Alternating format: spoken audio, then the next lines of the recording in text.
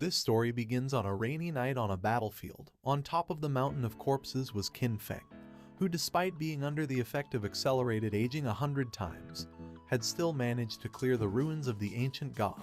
A woman holding a dagger praised Qin Feng for being impressive and decided to take the divine artifact called Eye of Judgment.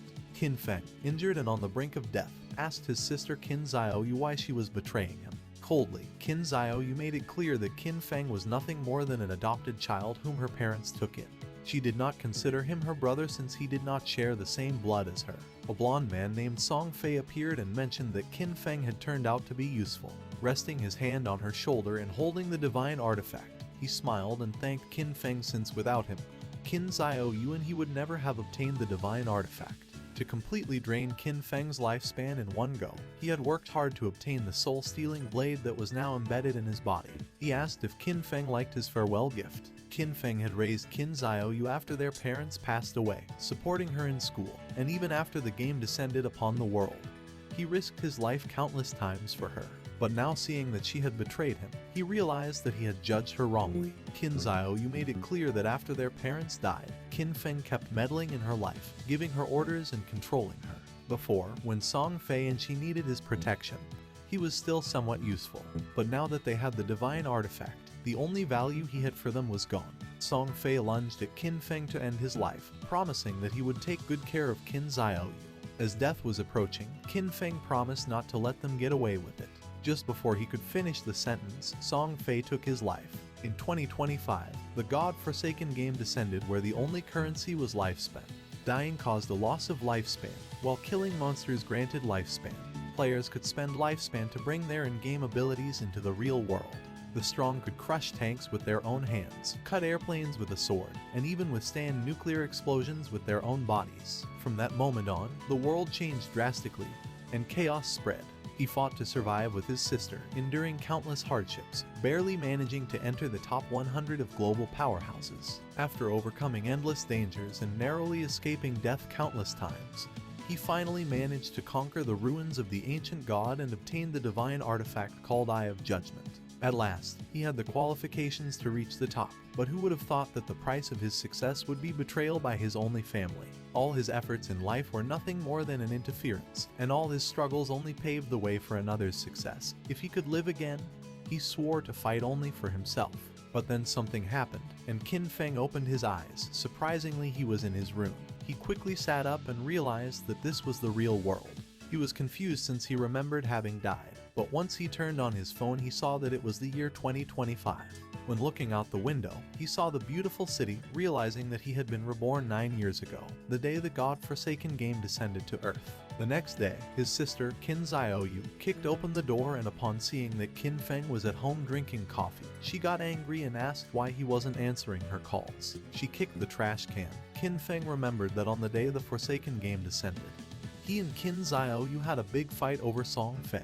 On the wall were the posters of Song Fei. Before the game descended, Song Fei was a somewhat famous underground idol, and Qin Xiaoyu was his obsessed fan. Song Fei seemed glamorous on the surface, but in reality, he was a complete scoundrel who had deceived many of his fans to take their money and take advantage of their bodies. And to prevent Qin Xiaoyu from being scammed, Qin Feng always forbade her from associating with that guy. But in the end, our boy was accused of controlling her life. Pointing at Qin Feng with her finger, Xiaoyu asked if he was deaf, saying that it was his fault that Song Fei had lost first place this month, threatening him that if Qin Feng did not give her money to help Song Fei rise in rank, she would get angry. Just then, with a cold expression, Qin Feng gave her a strong slap on the face, making her fall to the ground. Her cheeks swelled, and blood began to flow from her nose, and her eyes filled with tears. She could not believe that Qin Feng had hit her. With a piercing gaze, Qin Feng made it clear that he neither had the desire nor the time to argue with her, warning that if she kept barking, he was going to break her mouth. He threw the credit card over her head and said that this was the money their parents had left behind. And no matter how difficult the situation had been all these years, he had never touched a single cent. For the sake of their parents, he decided not to lower himself to her level, but he made one thing clear: from today on, he did not have a sister like her. Xiaoyu began to cry and could not help but get angry. In his past life, to protect Xiaoyu, Qin Feng lost too many opportunities, too many secret treasures and dungeons that required risky exploration, which he gave up. He took out some sleeping pills and using water, swallowed them. He was curious, and without this burden, he was going to go far. This time he decided to use his understanding of the game from his past life to get ahead of everyone. And from now on, Qin Zhaoyu was on her own. And as for Song Fei, our boy decided to take his head personally. Qin Feng fell asleep and appeared in the choice hall. He had missed this place since the first time he came here. He was so nervous that it took him several hours to complete his career choice and leave. But this time, he had to be faster. In his past life, he chose the warrior to protect Qin Zhaoyu. The warrior class was not weak, but it was no longer the right choice. Now, without the burden of Qin Zhaoyu, he was going to be able to clear solo much faster. Mobility and reaction were the most important things. So without hesitating for a second, Qin Feng chose the assassin class. But then something unexpected happened, and the system reported that the divine artifact Eye of Judgment had been successfully bound. The Eye of Judgment was activated. It had a passive authority. Upon entering the Forsaken game, Qin Feng was going to automatically obtain the highest ranking profession and talent. Our boy was in shock upon seeing that the Eye of Judgment had linked to him after his rebirth, realizing how it worked. As long as the artifact recognized its owner, and even if it was stolen, it would be useless, believing that perhaps this was the reason why he had been reborn. Just then, shadow began to enter his body. Then his body started to change and his hair turned white, becoming a shadow. Qin Feng's appearance had changed. Shadow was the highest level hidden profession for assassins. It was completely different from the warrior profession he chose in his past life. Just obtaining this profession had already given him enormous power. Qin Feng's eyes widened in surprise when he remembered that each profession had a very small chance of unlocking its hidden higher tier profession, and the authority of judgment actually made this probability a certainty. The system activated, informing that the authority of judgment was the most genuine and ancient primordial authority in the universe. Its power surpassed rules and order. Temporarily, Qin Feng could not activate this authority actively since he did not possess divinity, but its passive effect was active. This revelation left our boy in shock. In his past life, it was not until the 7th year after the God-forsaken game descended that a powerful player managed to leave God's abandoned realm and reach the realm of order. Only then did humanity learn about the existence of the power of order. But in fact, even years later, no one obtained the power of order. Qin Feng never expected to achieve this. Now, at the beginning of his journey, he had already obtained the primordial authority that surpassed order and rules. As long as he could leave God's abandoned realm and reach the realm of order to obtain divinity, he could activate this authority, now having another goal in this life. Now that the profession selection had been completed, the system asked him to enter his game alias. Qin Feng hesitated for a moment but then chose Shadow since his profession had been born from the shadow. Qin Feng was teleported to the God's abandoned realm. This was a ruined land, full of countless monsters. He had to be careful since the monsters were ready to tear him apart and steal his lifespan. One could leave the town, kill monsters and earn tradable lifespan.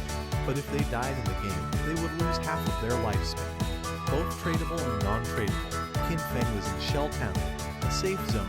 Here there were no monsters and players could not attack each other, and the lifespan loss speed was multiplied by 1. Many people were dragged into the game. Some had taken a nap after eating, and some others had fallen asleep after a long work day, only to end up in this place. Everyone's attention was fixed on Qin Feng. No one knew what profession he had, nor why it looked so different from his. Seeing the dagger, some realized that he was an assassin. Soon, powerful figures from various countries were going to appear one after another, reconfiguring the order of this world. If Qin Feng wanted to get ahead of them, then he couldn't wait since practice waits for no one. Just then, 3 men and an archer were teleported back to the town. You see, if during the monster hunt players died, they would return to the town. The players were furious and panicked since the wild monsters were too strong. With one bite the monster had taken all their life. They had been fighting against the weak level 1 crawler, but even so, they had only managed to take away a third of its health together, and now that they had died, their lifespan had dropped to half. They asked the archer Lizzie what to do now. Qin Feng started observing her and remembered that archers started with short bows, realizing that she was also a hidden class. Lizzie noticed that Qin Feng was also a hidden class. With a kind smile, she asked if he wanted to team up. The monsters outside were really strong, and they couldn't handle them alone. Her team had already been annihilated once, so they had experience. Qin Feng refused and continued on his way. Lizzie's companions mocked him when they saw that he was pretending to be a pro. The 5 of them together had not been able to defeat the monster, so there was no way he could do it alone. According to them, Qin Feng was looking for death. Using the system, Lizzie saw that King Feng's alias was Shadow. While our boy was walking towards the exit of the town, Lizzie decided to follow him to see if they could find out what skills he had. She couldn't help but smile since maybe they could get new information about monsters and see how King Feng died. The land abandoned by the gods was a too unsettling and dangerous place. Lizzie and the others began to secretly follow King Feng. She did not know why she had ended up here, but with years of experience in online games, she quickly formed a group. However, the first monster they encountered outside of the town annihilated. She knew that this monster was not an enemy that a level 1 player could defeat. Lizzie's friends were furious since King Feng's initial weapon was different from the group's assassin. He had a dagger, but King Feng had a short blade. The assassin felt envious since King Feng was even faster than him. But as an assassin, his agility should be the highest. Besides that, King Feng's clothing was different from his. King Feng seemed like an unusual player, so Lizzie decided to follow him as he might lead to crucial information. King Feng started staring at her, and upon feeling this, Lizzie quickly hid again without knowing if they had been noticed. Our boy used the shadow sneak technique and disappeared from the place without a trace, becoming a shadow. Lizzie and the others were somewhat confused to see that he had vanished into thin air. The assassin of the group realized that this was a stealth ability, an initial ability that granted invisibility. King Feng had become invisible. Lizzie decided to return to the town and look for ways to improve themselves. It was too dangerous to go out. They had already died once and their lifespan had already been reduced by half. They decided to look for NPCs to try to obtain hidden rewards like treasure chests. Shadow Sneak was a skill that allows the user to enter stealth for a duration. Attacking will reveal the user, and the first hit after breaking stealth deals increased damage. Stealth Mastery doubles the duration of stealth and increases the level of stealth by 1. As expected, the Shadow class was extraordinary. The stealth of a normal assassin at this level would be easy to detect, but the Shadow class had its own stealth mastery, which made it impossible for anyone, even monsters, to notice King Feng in the early stages of the game. Our boy couldn't help but think that Lizzie and her friends were naive since the beginner town had nothing that could really improve your strength. It was just a refuge for players. In this forsaken game, weak players were nothing more than prey for monsters. A few seconds later, King Feng's stealth came to an end. For now, the duration wasn't very long. Luckily, the cooldown started as soon as he activated stealth. In just a few more seconds, he would be able to disappear again. The status window of King Feng appeared. His codename was Shadow, and his class was also Shadow. He had a non-tradable lifespan of 75 years and 0 tradable lifespan. Strength of 13 points, Constitution of 13 points, Agility of 18 points, and Spirit of 15 points. All players started with base stats of 10, and the different classes granted additional bonuses. The warrior class he had chosen in his past life only gave him 3 points in strength and Constitution. But this time, the Shadow class had granted improvements to all stats, and agility had increased by 8 points. He still had 5 free attribute points to assign. Most players use their points on strength or spirit to increase physical or magical attack power, but that was a big mistake. Without losing a second, King Feng assigned the 5 points to agility, now being 23 points. This statistic was key since in the early game, no matter how one allocated their stats, the monsters would always deal overwhelming damage to the players, and the only way to kill monsters without taking damage was to increase agility and boost speed. Then something caught King Feng's attention. There was a monster behind a tree. It was a level 1 crawler with a normal grade, but it was evolving. King Feng became alert upon noticing that it continued absorbing lifespan. He quickly realized that this monster had been the one who had annihilated the group of 4 players. The crawler felt the presence of King Feng. It was somewhat injured because it had lost part of its HP. The monster attacked, but King Feng dodged it with a jump. When monsters killed players, they could obtain their lifespan, and if they absorbed enough, they could evolve. King Feng activated Shadow Sneak and unsheathed his short blade, and just before the crawler could get close, he disappeared into the air. While the crawler was trying to see where he had gone, King Feng appeared above and using Stealth Break Strike, landed on top of the monster and forcefully stabbed his short blade into its head, causing 174 damage, killing the monster and gaining 10 experience points. He did not expect to be able to kill the crawler in a single blow, but then he remembered that attacking the nape of a crawler triggered a critical hit. Just then, a system window appeared informing that the skill Backstab allowed doubling the damage if the attack came from outside the enemy's vision. This explained why the crawler had died in one hit. The skill Backstab had stacked with multiple abilities, creating a terrible damage multiplier. Qin Feng stared at the corpse in silence. He remembered when he played as a warrior. Even a critical hit barely did 40 damage, and he had to fight for centuries just to kill a crawler, almost dying in the process. Once the monster died, it dropped a shining orb that was the lifespan. Qin Feng clenched his fist and absorbed the lifespan, gaining 3 days of tradable lifespan, and 54 years and 155 days of non-tradable lifespan. 5 people had died, each losing at least between 20 to 30 years of lifespan, adding up to a total of more than 100 years. But since the crawler had absorbed it first, Qin Feng only obtained 54 years. For now, the non-tradable lifespan was not useful. But at that moment, the authority of the Eye of Judgment was activated, granting Qin Feng the talent called Infinite Evolution. By killing monsters solo, he had the chance to earn evolution points to upgrade skills. Every 24 hours, he would gain 5 evolution points, and defeating a boss-class monster alone guaranteed evolution points. Currently, he had 5 points. He had infinite evolution and could improve his skills. In his past life, he had never heard of anything like this. No matter what equipment or skill book monsters dropped, its grade was fixed and there was no way to improve it. This was a power beyond rules and order. Our boy decided to try it out and upgrade Shadow Sneak and Backstab. He spent 4 evolution points and the skills were successfully improved. The starting skill Shadow Sneak went from normal to bronze, and the duration increased from 12 seconds to 16 seconds. The breaking stealth attack bonus increased from 60 to 90, and the cooldown time was reduced by 2 seconds. Backstab went from inferior to normal and the damage increased by 5%.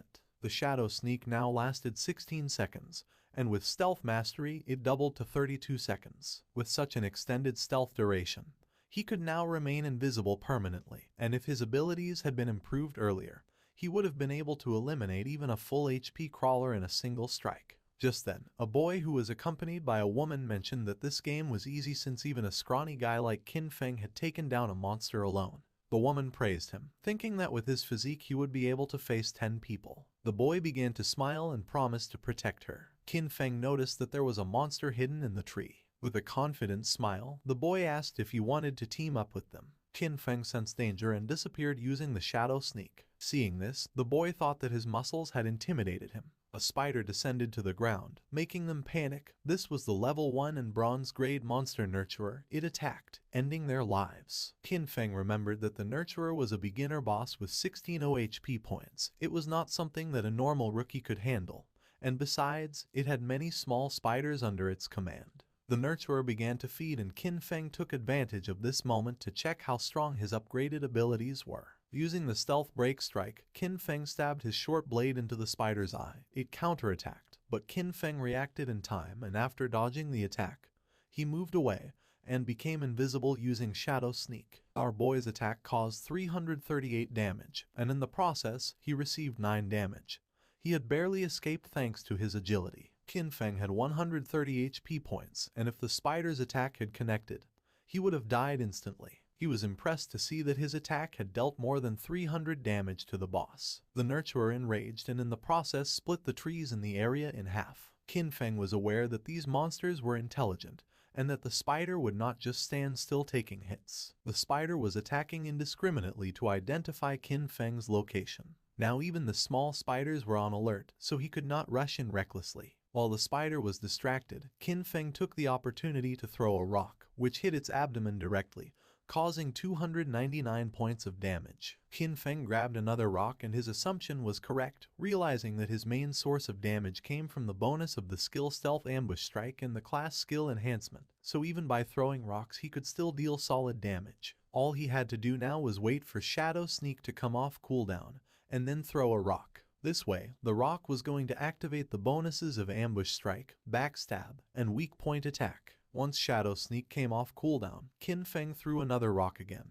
dealing 279 points of damage to the spider, and then activated Shadow Sneak again. His plan was simple: stay hidden until Shadow Sneak was off cooldown, and then attack again. At the same time in the town, the leaderboard was updated revealing that the player Shadow had killed the boss nurturer of bronze grade, being the first to reach level 2, rising to the list as number 1. The other players were in shock since most had died to mobs and could not understand how someone had already defeated a boss. Lizzie and the others were speechless upon seeing that Qin Feng had defeated a boss and ascended to level 2.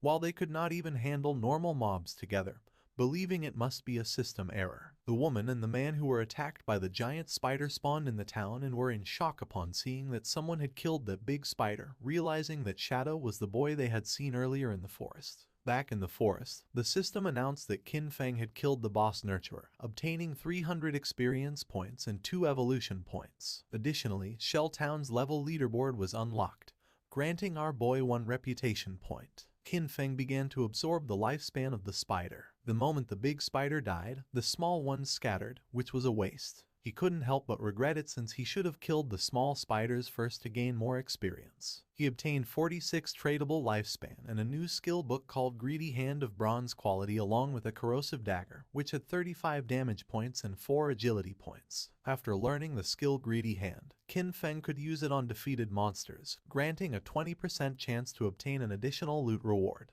Qin Feng was somewhat surprised as he did not expect a bronze boss to drop this god-tier assassin skill. This skill significantly increased loot acquisition. In the late game, defeating powerful bosses would have a 20% chance of producing extra loot. According to what Qin Feng remembered from his past life, there was a guy in the Godslayer guild who had average combat strength. But just because he had this skill, he became one of the most sought-after players. He even had a personal bodyguard who escorted him everywhere. Qin Feng's eyes widened in surprise, realizing that although the activation rate was only 20%, if he combined it with his unlimited evolution talent, he would be able to infinitely increase both the drop rate and the amount of loot. The next day, the students were on their way to school. Xiao Yu's friend asked if she was not going to call Qin Feng and apologize, reminding her that yesterday they had skipped the exam to secretly go and support Song Ye. She was sure that Qin Feng must be angry with her. Xiao Yu refused since she had done nothing wrong, and because of him, they had almost missed the entrance time. According to her, Qin Feng was the one who should apologize. Her friend tried to convince her since Qin Feng treated her very well and also asked what had happened to her face. Xiao Yu stood firm in her decision since all Qin Feng did was meddle in her affairs, and she made up an excuse, saying that she had tripped and hurt her face. Upon entering the school, they saw many students gathered in front of a classroom. The friend became curious and, making her way through the crowd, entered the classroom where she saw that Zhang Wei's body was becoming semi-transparent. One of Zhang Wei's friends explained that he wasn't very sure, but just now, Wei had said he was going to take a nap, and when they turned around, he was already like this. This was not an isolated case, it was all over the internet. People from all over the world were experiencing the same phenomenon, and some experts said that if one fell asleep, they would enter a semi-transparent state like a ghost, and no one knew why. The friend went on alert and decided to call her parents to warn them and advised Xiao Yu to call her brother to warn him as well just in case. But she refused since she preferred to see him dead rather than contact him. Meanwhile, Qin Feng evolved the new skill Greedy Hand, upgrading it from bronze quality to gold. Now, when looting an enemy, the probability of obtaining an extra piece of loot increased from 20% to 70%. And thanks to this, our boy learned Greedy Hand and obtained 2 points. Qin Feng clenched his fist and activated the skill, obtaining 2 evolution points and 46 days of tradable lifespan. He was more than satisfied to have obtained 2 evolution points and knew that to upgrade Greedy Hand to level 3 he needed 3 points, and that soon he would have a 100% chance of obtaining extra loot. He knew that the governments of the world must have realized the situation by now, and more people were going to flood into the game, so he had to accelerate his progress and equip what he could use. Qin Feng equipped the corrosive dagger of bronze quality, gaining 35 attack points and 4 agility points. He activated the shadow stealth to avoid drawing attention from the monsters, knowing that it wouldn't be long before people realized that the skills and equipment from this game could be extracted into the real world. And when that happened, the world would fall into chaos. Extracting skills and equipment required 2 conditions. First, reaching level 10, and second, having enough tradable lifespan. Defeating small monsters took too much time, so he decided to find stronger bosses. While he was walking through the area, he heard someone fighting, and when he went to the cliff, he saw several players fighting against a level 2 sprint predator, bronze grade. Qin Feng was planning to find stronger bosses, and now he had found a sprint predator, being a perfect timing.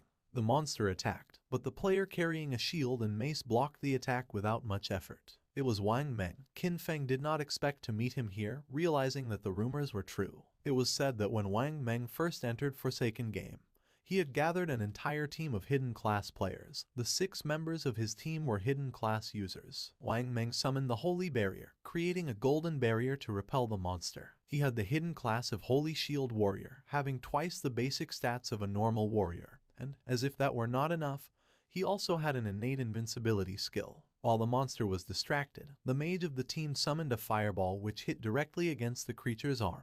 She had the mage class hidden profession called Prophet, which allowed her to inflict double the magical damage of a normal mage and came with an incorporated prophetic fireball. The archer of the team had the hidden profession of the archer class called Sharp-Eyed Shotter, granting the user double the stats of a normal archer, and came with an incorporated rapid shot skill. The priest had the Oracle Priest class, having twice the healing power of a normal priest and a group healing ability. The archer and the mage attacked together, but the monster evaded the attacks without much effort and attacked Wang Meng, forcing him to retreat. The archer panicked upon seeing that the ranged attacks were not hitting, thinking that this boss was too fast. The priest healed Wang Meng, and he decided that the best way to defeat this boss was to keep attacking while the healers took care of healing. Seeing that he planned to wear down the monster's health little by little, Qin Feng thought that Wang Meng was very optimistic, but he knew that he was forgetting the most important thing.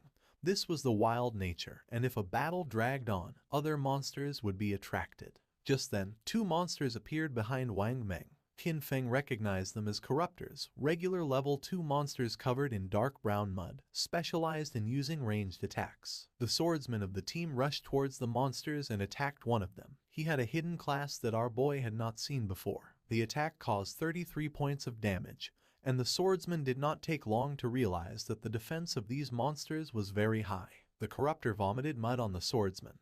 It was ground bind and now his movement speed had decreased. The other corruptor began to chase the mage, forcing her to flee with tears in her eyes. But just then, Qin Feng jumped in the blink of an eye, decapitated the monster, causing 441 points of damage, saving the mage and leaving everyone in shock. Our boy's attack was so powerful that he defeated the corruptor in a single blow. The mage became confused, not knowing who had done this and if someone was helping them.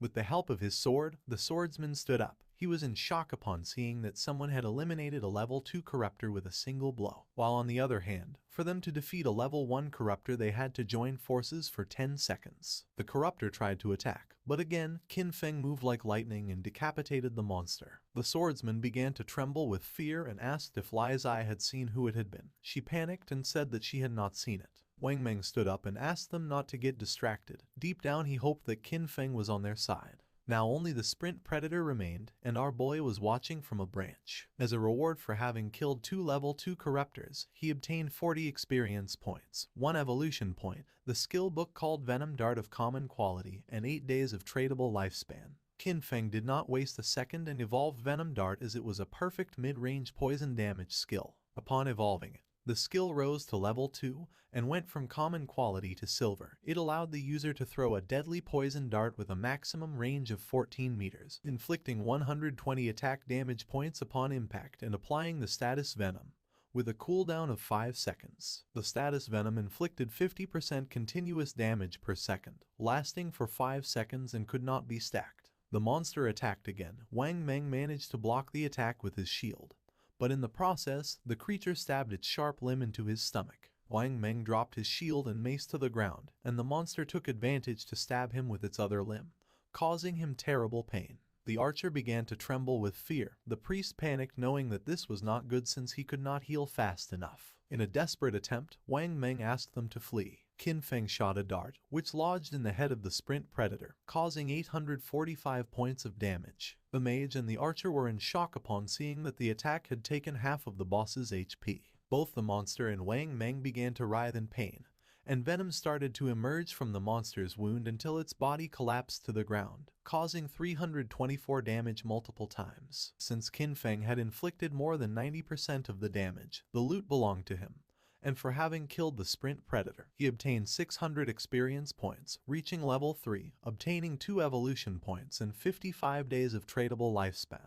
He did not expect that the damage over time of the Venom Dart would activate his class's passive ability. With stealth, he could remain invisible and throw darts indefinitely, and now nothing in the early and mid-game could stop him. The loot began to emerge from the monster's corpse. Wang Meng was in shock upon seeing the amount of damage the monster had taken, and several seconds later, the loot disappeared. Wang Meng stood up and thanked Qin Feng for saving them, but our boy made it clear that in the wildlands, one could not trust people so easily.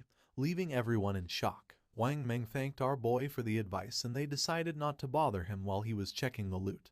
He also added that if he ever needed anything, he could come to find him. Qin Feng picked up the loot, realizing that Wang Meng seemed trustworthy.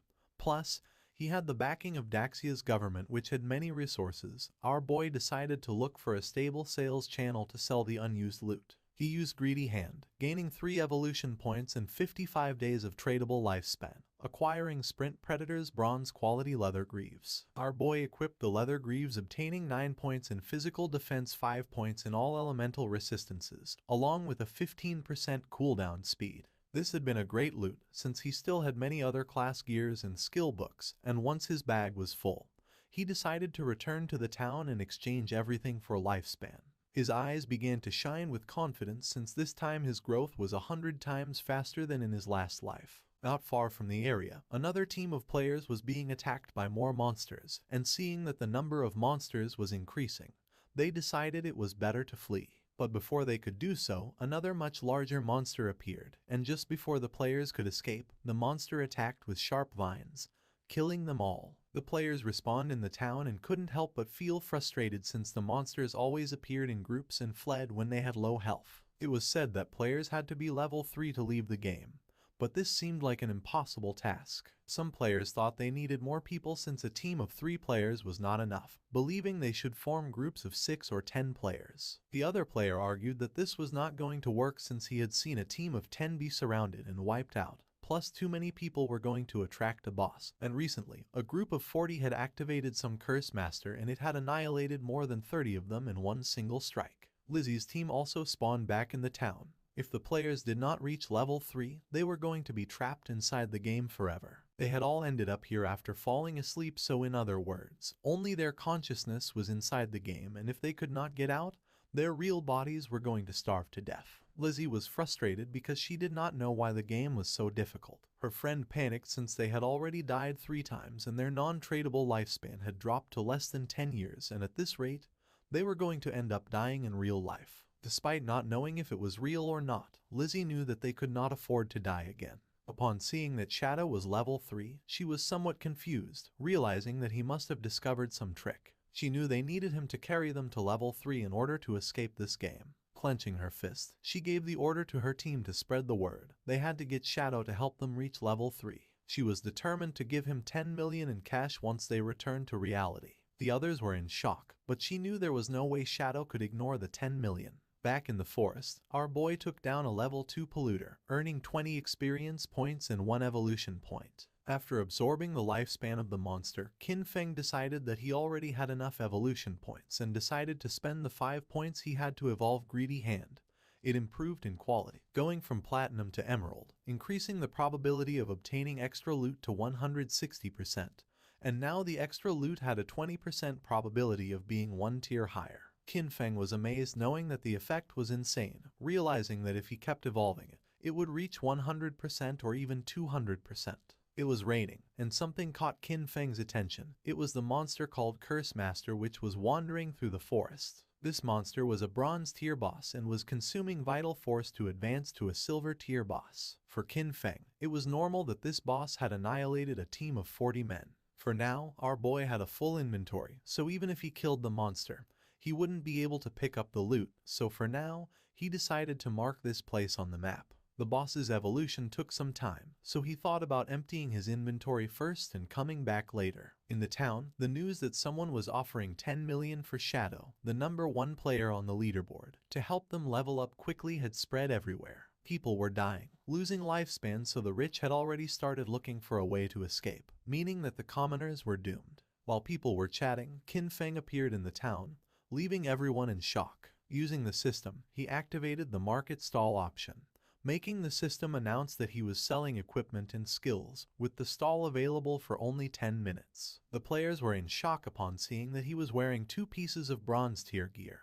and furthermore was selling 2 more. They still couldn't believe that he had killed a bronze tier boss. One of the players asked why they couldn't see Qin Feng's face. Another player explained that he had enabled the face concealment function, making the in-game appearance match the real one, so for this reason he wanted to remain mysterious. A mage approached our boy's stall and with a curious gaze asked how much for the icicle spell, to which Qin Feng replied that it was 100 days of tradable lifespan. She was Grey Rose, currently ranked 11 in Shell Town, who also had face concealment activated. For Rose, 100 days of lifespan was a lot, so she asked if he could lower the price, to which Qin Feng explained that the common tier skill icicle spell increased a mage's early farming speed, and 100 days was already a bargain. Rose asked if she could use real-world money, but Qin Feng refused to accept it, advising her that if she had cash, she could first buy tradable lifespan and then exchange it with him, and if no one offered more, he was determined not to sell the skill until she had the lifespan.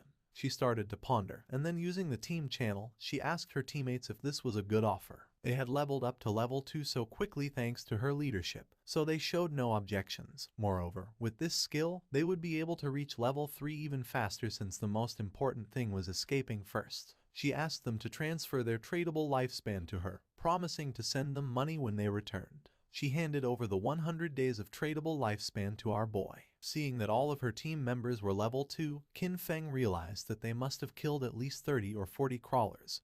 Therefore, their tradable lifespan should be much greater than 100 days. Qin Feng sold the spell, obtaining 100 days of tradable lifespan. Now his tradable lifespan went from 268 days to 368 days. Just then Lizzie appeared and was happy to have found Shadow. With a smile, she gave him an opportunity. In exchange for helping her ascend to level 3, she promised to give him 10 million in money when they returned to the real world. The other players were in shock. She was Jiang Lizzie, and in our boy's past life, she was the leader of a criminal syndicate. Later, her syndicate was annihilated by the country. With a confident smile, she said that her father was the president of Dajiang Industries, and seeing that our boy didn't believe her, she asked him to look her up. According to reports, it was said that she used cash to lure people into selling their lifespan, then kidnapped them for forced labor, and those who had resisted had been murdered in reality. Qin Feng coldly rejected the offer knowing that she was scum. Lizzie admitted that Shadow was strong in this game but revealed that no one knew how the game worked yet, so she advised him to team up with her,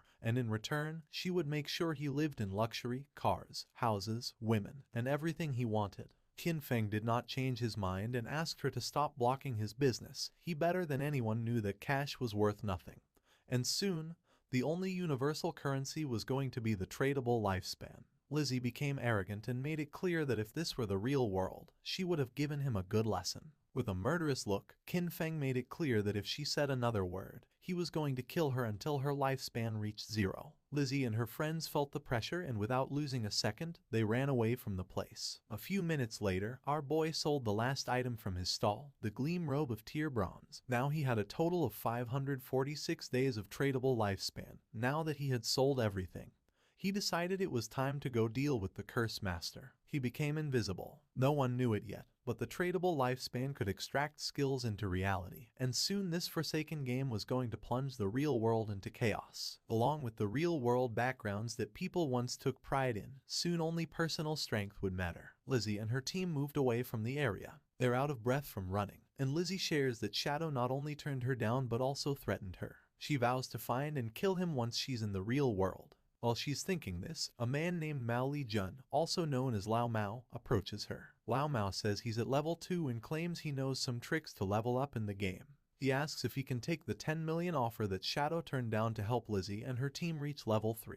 Lizzie, feeling cautious, asks what Lao Mao means by tricks. Lao Mao tells Lizzie that he normally keeps his tricks a secret, but he'll make an exception for her. He explains that to level up in this situation, you should quickly allocate all your attribute points to agility. Doing this will make your running speed faster than the monsters, helping you win without getting hurt. Lizzie is shocked because she had put all her points into strength. She agrees to Lao Mao's offer but says she'll only pay him 5 million since he's not as strong as Shadow. Lao Mao accepts, mentioning that while Shadow is strong, it was odd for him to turn down such a big amount of money. Meanwhile, Qin Feng arrived at the place he had marked earlier on the map. Still in stealth mode, he notes that the monster has advanced to the silver rank, and the gray fog around it shows it's still evolving. He activates his Venom Dart ability, knowing that the monster's evolution to gold rank will take 7 or 8 hours. Not wanting to wait, he launches the Poison Dart, which hits the monster for 659 damage due to his stealth strike. The poison then continues to harm the monster at 219 points per second. He quickly jumps at the monster, using his shadow sneak skill, understanding that the silver boss monster's health is 2 or 3 times that of a bronze level 1. Suddenly, the monster starts gathering a massive amount of magical energy in its hands, making it grow larger. Qin Feng figured he just needed to hit the monster with his venom dart skill 2 or 3 times. But suddenly, the monster unleashed a powerful attack, destroying the surrounding area. He explains that this monster is a magic-type boss, with skills that deal a lot of area damage at once. After launching the venom dart, he quickly retreated and barely escaped the attack's range. Still invisible, he realized that with his current health and defense, he wouldn't survive if he took the monster's attack directly. As the battle continued, the monster started charging another big attack. Its massive form turned toward him, but he stayed calm, moving carefully across the battlefield while watching his cooldown timer. His hidden shadow ability wasn't ready yet, so he needed to wait for the boss to show a moment of weakness. The plan was simple: wait for the right moment, strike precisely, and disappear before the monster could hit back. Moments later, the creature stumbled, briefly distracted. This was the chance. Without waiting, he moved forward, using his venom dart skill. The attack hit perfectly, dealing 659 damage. Almost right away, the venom started working, draining the monster's health by 219 damage per second. Seeing the danger, the monster tried to escape, but Qin Feng wasn't going to let it get away. He followed closely, his eyes focused and determined. The monster was nearly defeated. Its attempt to run away was useless. In a swift movement, Qin Feng vanished and reappeared on the creature's head, slamming it into the ground. The system quickly confirmed his victory. He had defeated the silver-ranked boss. A stream of notifications appeared before him. He gained a total of 1,800 experience points, and leveled up from 3 to 5 instantly. He also received 4 evolution points and a surprising 124 days of tradable lifespan. He chuckled, noticing how a single boss kill boosted him 2 levels and gave him extra evolution points. As the monster's body turned into loot, he used his evolved skill, Greedy Hand. The air shimmered as a system screen confirmed the loot was collected.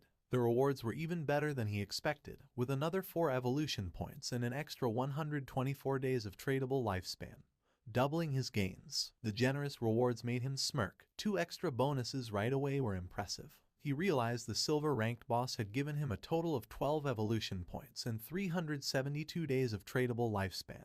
Just as he was taking in his rewards, another system prompt appeared, revealing an unexpected bonus. The secondary effect of Greedy Hand had kicked in, upgrading one of his looted items from silver to gold rarity. He looked at the notification with interest. A gold tier item. It made sense why Greedy Hand was considered a Jade level skill. It could enhance loot beyond its original quality. His focus then turned to the scattered loot. 7 or 8 pieces of gear had dropped, but he only had 10 slots left in his backpack. He sighed, realizing that running back each time he defeated a boss would waste a lot of time. He knew that a storage ring or something similar would have been perfect to solve this problem. Just as Qin Feng was about to check out a specific item among the loot, the scene suddenly shifted back to the Shell Town. There, the mage from Wang Meng's team appeared in a flash of light, her face showing relief. She was finally back, all thanks to Wang Meng. As the rest of the team followed, they thanked him, admitting that without his leadership, they wouldn't have reached level 3 and returned safely. But Wang Meng brushed off their praise, saying their progress was due to everyone's hard work. The mage, however, couldn't let go of a lingering regret. She sighed, wishing she had managed to add Qin Feng as a friend in the forest. She thought maybe it was because she had been covered in mud at the time. Her teammate reassured her with a playful grin, saying that with her new outfit, she looked great, and surely the mysterious player wouldn't reject her again. As they chatted, a system announcement echoed through the town. The leaderboard had been updated. Shadow had reached level 5. The news shocked the players in town. Someone couldn't believe how Shadow had jumped from level 3 to 5 so quickly. The only explanation was that he must have defeated a powerful boss monster. Another player mentioned that just 10 minutes ago, he saw Shadow casually selling gear in the town square, and now this. Another guy said that his sister had just turned 18, and if Shadow liked her, it would be a big win for their family since having Shadow's help with leveling up would be a game changer. His friends quickly dismissed the idea, reminding him that Shadow wasn't interested in 10 million cash, so he wouldn't be interested in a matchmaking proposal. Back at Wang Meng's camp, his team was starting to worry. They had just celebrated reaching level 3, only to find out that Shadow had already moved far ahead. But Wang Meng stayed calm. He told them to put their worries aside for now. They needed to log out, return to reality, and warn their families and friends about this dangerous game. As their bodies started to fade, the system confirmed their logout. Wang Meng's last words were serious. If the world was heading toward chaos, they had to prepare their loved ones. The scene shifted to the real world. Wang Meng's eyes opened, and a voice quickly called for the captain. He wasn't just any player. Wang Meng was a police officer. His fellow officers rushed to him, visibly worried. One admitted they were scared because his body had started to turn transparent while he was unconscious. The terrifying truth was clear: if a player died in the game or lost all their life, they didn't just log out, they disappeared from the real world. But there was no time to dwell on that horror. Wang Meng stood up and called for everyone to gather, as something serious had happened. Someone asks Wang Meng about his report. Wang Meng explains that he and his team formed a party, and each member had a hidden profession, which was a big advantage in the game. Yet, they were almost wiped out by a single monster. They were only saved at the last moment by an unknown player, Shadow. Wang Meng confirms that his report is accurate. He then describes Shadow's incredible progress. When Shadow helped them, he was at level 3. But by the time Wang Meng and his team reached that level, Shadow had already moved up to level 5, a huge jump of 2 levels. This news worries the higher-ranking officers. One of them asks the obvious question: does this mean Shadow is now the strongest player in the world? How did he level up so quickly? The speculation starts, and Wang Meng suggests that maybe Shadow defeated a high-level boss monster or did something equally impressive. Another officer, curious about the details, notices an inconsistency. According to Wang Meng, Shadow was already at level 3 when he saved them. If that was true, why didn't he log out like the rest of them? Could it be that Shadow had no close family or friends waiting for him in the real world? A female officer comes up with a daring idea. She thinks Shadow might be a transmigrator, someone who shows up suddenly and gets stronger fast, as if destined for power. She says that transmigrators are often orphans, which might explain why Shadow hasn't come back to reality. Her words make the room go silent, and realizing the weight of what she said, she blushes with embarrassment. A senior officer, not impressed, calls her NEU and tells her to stop making jokes during a serious talk. He dismisses her idea, saying she's been reading too many novels. Then, shifting back to the main subject, the officer shares some crucial information. Secret reports from the higher-ups reveal that researchers are studying a worrying pattern. Many older people have been mysteriously dying in their sleep. When researchers compared this data with those who had returned from the forgotten game of the gods, they found something alarming. It turned out that those who died in their sleep had also died multiple times in the game. This shows a scary truth. If a player's lifespan hits 0 in the game, they don't just die there, they die in real life too. One officer shares his worry, saying the forgotten game of the gods is an anomaly, something way beyond what they understand. The head officer agrees, suggesting that they might be facing an invasion by unknown beings from higher dimensions. The room goes quiet as everyone takes in this heavy thought. Without delay, the head officer moves on to urgent matters. He tells everyone that the higher-ups, probably the government, have given an emergency order. All officers must form vanguard teams based on their locations, enter the forgotten game of the gods, and gather as much information as they can. This is no longer just a police issue. The government is setting up a special force to handle this unique crisis. He highlights the global scale of the problem. Every nation is rushing to explore and understand this new reality, and falling behind would mean losing international standing.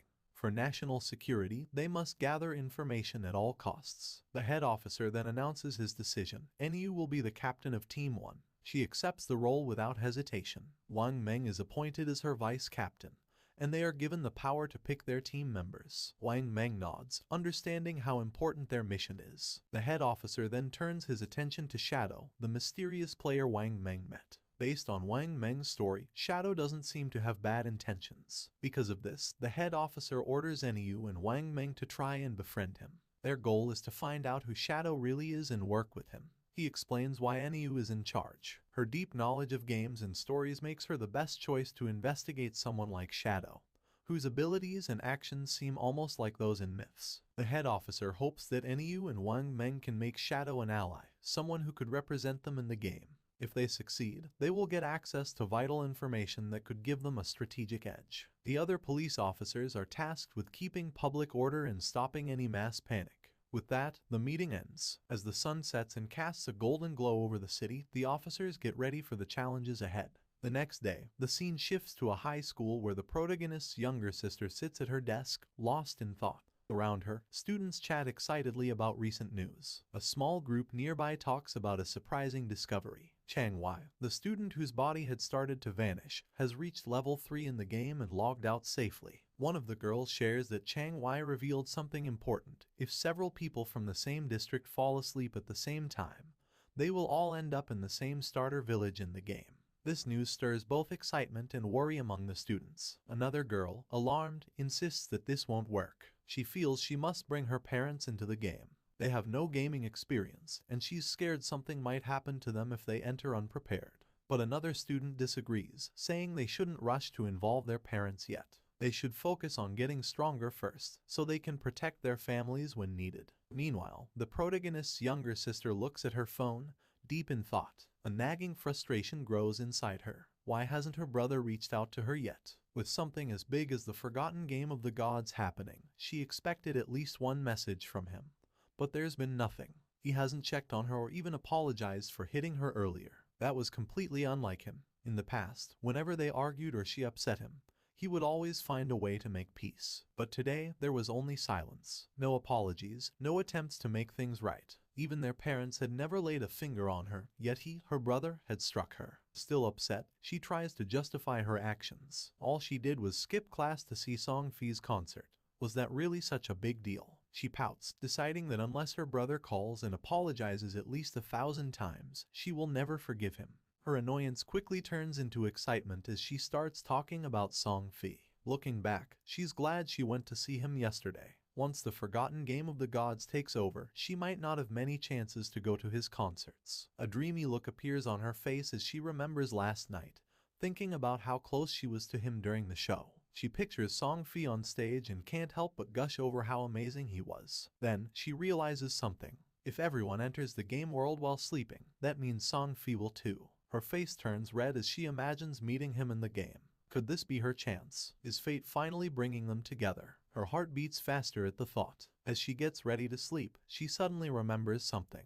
Changwei had reached level 3 really fast. That meant he was probably already an expert. If she wanted to do well in the game, she needed some good advice. So, without hesitating, she sends Changwei a message, asking if he has any helpful tips before she enters the game world. Meanwhile, Changwei is with his classmates when he gets her message. He looks at his phone and smiles. He's amazed by the situation. Who would have thought that someone like the protagonist's younger sister would ask him for advice? He sees this as a great opportunity. This was his chance, whatever that meant. Changwei quickly replies, saying she's asked the right person. He shares an important game secret. At the start, she should put all her attribute points into agility. If she doesn't, she won't be fast enough to escape monsters and will keep dying. She asks if this is true even if she chooses a mage class. Changwei assures her it is. Agility is useful for mages too, he explains, because it boosts casting speed, which is key early on. Still unsure, she asks what if she still can't win after improving her agility. Changwei confidently tells her not to worry. As long as someone in their village reaches level 5, the village's teleportation formation will activate, connecting all the starter villages. Once that happens, she can just join a random party to help her level up, and he will come find her when the teleportation circle is active. Hearing this, she feels very happy. Lying on her bed, she smiles to herself, thinking how handy people like Changwei are. Just like that, she's found someone to help her out. As she starts to fall asleep, another thought pops up. This is great. She'll get into the game before her brother, level up quickly, and become strong. When her brother finally joins, she'll make sure he has a tough time. No help, no support, he'll have to manage on his own. Happy with her plan, she drifts into sleep, excited for the adventure ahead. The scene shifts back to the game where the protagonist stands over the loot from a defeated boss monster. Among the treasures, a glowing orb catches his attention. As he picks it up, a system notification pops up, saying he has obtained the Curse Ring, a gold tier item. The system then details its attributes. The ring can be used by anyone and gives a boost of 8 points to all attributes. It also increases dark elemental resistance by 26 points and makes weak point attacks 1.5 times stronger. But you need to be at least level 4 to wear it. Looking at the benefits, the protagonist sees that the total boost is 32 points, similar to leveling up 3 times. Plus, the ring's dark resistance will be helpful against many enemies, and the weak point attack boost is a nice bonus. Knowing this, he sees the cursed ring as a valuable item for his journey. Before he can think more about his new item, another system notification shows up, saying he's learned a new skill called Instant Shadow Slash, a silver tier assassin type ability. The system explains how it works. When used, the skill sends out multiple slashes in one direction, reaching up to 15 meters. It also gives temporary invincibility for 5 seconds, hitting all enemies in a 2.1 meter wide path 3 times. Each hit deals 100 damage and counts as a backstab, but it doesn't hit weak points. The skill has a 12-second cooldown. Seeing how useful this ability is, the protagonist knows it's a strong area attack with the bonus of temporary invisibility. He quickly learns the skill. With some evolution points left, he decides to improve one of his key skills, Greedy Hand. The system takes 8 evolution points and upgrades the skill from Jade rank to Diamond rank. The effects of Greedy Hand get a big boost. The chance of getting extra loot from defeated monsters goes up from 160% to 220%, and the chance of that loot being upgraded by 1 level increases from 20% to 40%. Thinking about this upgrade, the protagonist realizes that with this improvement, he'll now get 2 pieces of loot per enemy, making each kill 3 times as rewarding. Not wanting to waste his remaining evolution points, he upgrades Instant Shadow Slash by 3 levels. The system takes 3 evolution points, leaving him with just 1. The skill quickly evolves, moving from silver rank to gold rank, and finally reaching platinum rank. The skill's attack range has expanded, growing from 15 meters to 21 meters, allowing for greater reach. The invisibility now lasts 7 seconds, giving him a bit more time to stay safe. The number of slashes has increased from 3 to 5, hitting all enemies in its wider 3.1 meter path. The cooldown is slightly shorter, going from 12 seconds to 10.43 seconds, which makes it a bit more efficient but still needs careful use. Each strike now deals 200 damage, doubling its previous strength. Every attack counts as a backstab, triggering the backstab skill effect, even though it can't hit weak points. Seeing these upgrades, the protagonist knows that while the cooldown isn't much shorter, the skill's ability to keep him invisible longer can be a big advantage in fights. Looking at the rest of the loot, he quickly sees that most of it isn't useful. But one item stands out, a silver tier warrior skill book, Battle Roar. He knows selling it will give him more tradable lifespan. Just as he finishes checking the loot, he notices something moving. Turning around, he sees 3 huge creatures coming toward him. Without delay, he recognizes them as level 4 limb crawlers, ugly and dangerous monsters. Instead of being scared, he sees this as a great chance to try out his improved skill. He quickly activates Instant Shadow Slash. In a flash, he becomes a blur, launching a series of fast slashes that cut through the creatures with ease. The limb crawlers are torn apart before they can even react. As the dust settles, a system notification pops up, confirming their defeat. The system records his win, giving him 80 experience points and an extra 5 days of tradable lifespan as a reward. Standing in the aftermath, a dark, intimidating aura surrounds the protagonist. He calmly thinks about his new power, realizing that his ability to defeat enemies has greatly improved. He thinks about a strategy, figuring that if he uses his poison dart skill with Instant Shadow Slash, he could win battles before they even start. Checking his tradable lifespan, he sees he has 618 days, but to bring his game skills and gear into the real world, he needs at least 900 days, or about 2.5 years. With that goal in mind, he plans his next steps. First, sell all the valuable items in his inventory. If things go well, he might reach the required lifespan sooner. Once he hits level 10, he can finally connect the virtual and real worlds. The scene shifts to the protagonist heading back to the starter town, invisible thanks to his latent image skill. Moving quietly, he hears a conversation nearby. A man congratulates a woman on reaching level 3 and reminds her of a promise. Watching them, he sees that it's Lizzie and Lao Mao. Their talk reveals a deal they made before. Lao Mao had agreed to help the Lizzie reach level 3 so she could log out of the game, in return for 5 million in cash. Now that she's reached her goal, Lao Mao is expecting his payment. Lizzie reassures him, asking if he really thinks her father's company, Do Young Industry, can't spare such a small amount. She tells him she'll log out and handle the transaction in the real world. Before leaving, she gives Lao Mao her phone number and tells him to contact her after he logs out. She then makes another offer. She wants to buy all of his tradable lifespan, offering 10,000 in cash for each day's worth. Lao Mao eagerly agrees, excited about the money he'll make. With a smug look, he remarks on how foolish King Fen was for turning down Lizzie's offer, saying they can talk more about the deal when they meet in reality. Unseen by them, King Feng moves silently between them, hidden in plain sight. Lao Mao, unaware of King Feng's presence, dismisses the importance of lifespan in the game. He thinks there's no need to worry since he can gather lifespan just as easily as in-game currency. For him, turning game achievements into real-world money is the best strategy, and he feels clever for figuring this out. The scene shifts to the starter town, where King Feng stands in front of the teleportation gate. As he stretches out his hand, the gate glows with bright blue energy. As the light grows stronger, a system window appears, congratulating him for activating the teleportation formation in Shell Town and awarding him 1 reputation point. The system explains that he can use the teleportation gate once a day for free, but using it more will cost tradable lifespan. However, since no other teleportation gates in the game are active yet, it's not useful right now. King Feng thinks about the teleportation system, knowing it's a two-way setup. Just activating one side doesn't help. Another player in a different starter town needs to reach level 5 and activate their gate for it to work. He remembers that in his past life, Song Fi was in Firefly Town. To stay ahead, he sets up an altar that will alert him as soon as someone activates the Firefly Town gate. He's not just waiting, he's getting ready. The moment that gate is active, he'll be prepared to face Song Fi. As he moves deeper into the city, his thoughts are on his main goal. While teleporting between towns is important to most players, he knows the real challenge is still ahead. His true aim is to reach level 10 and enter the God's abandoned realm, where he can finally activate his authority. Only then will the real challenge of the God-forsaken game begin.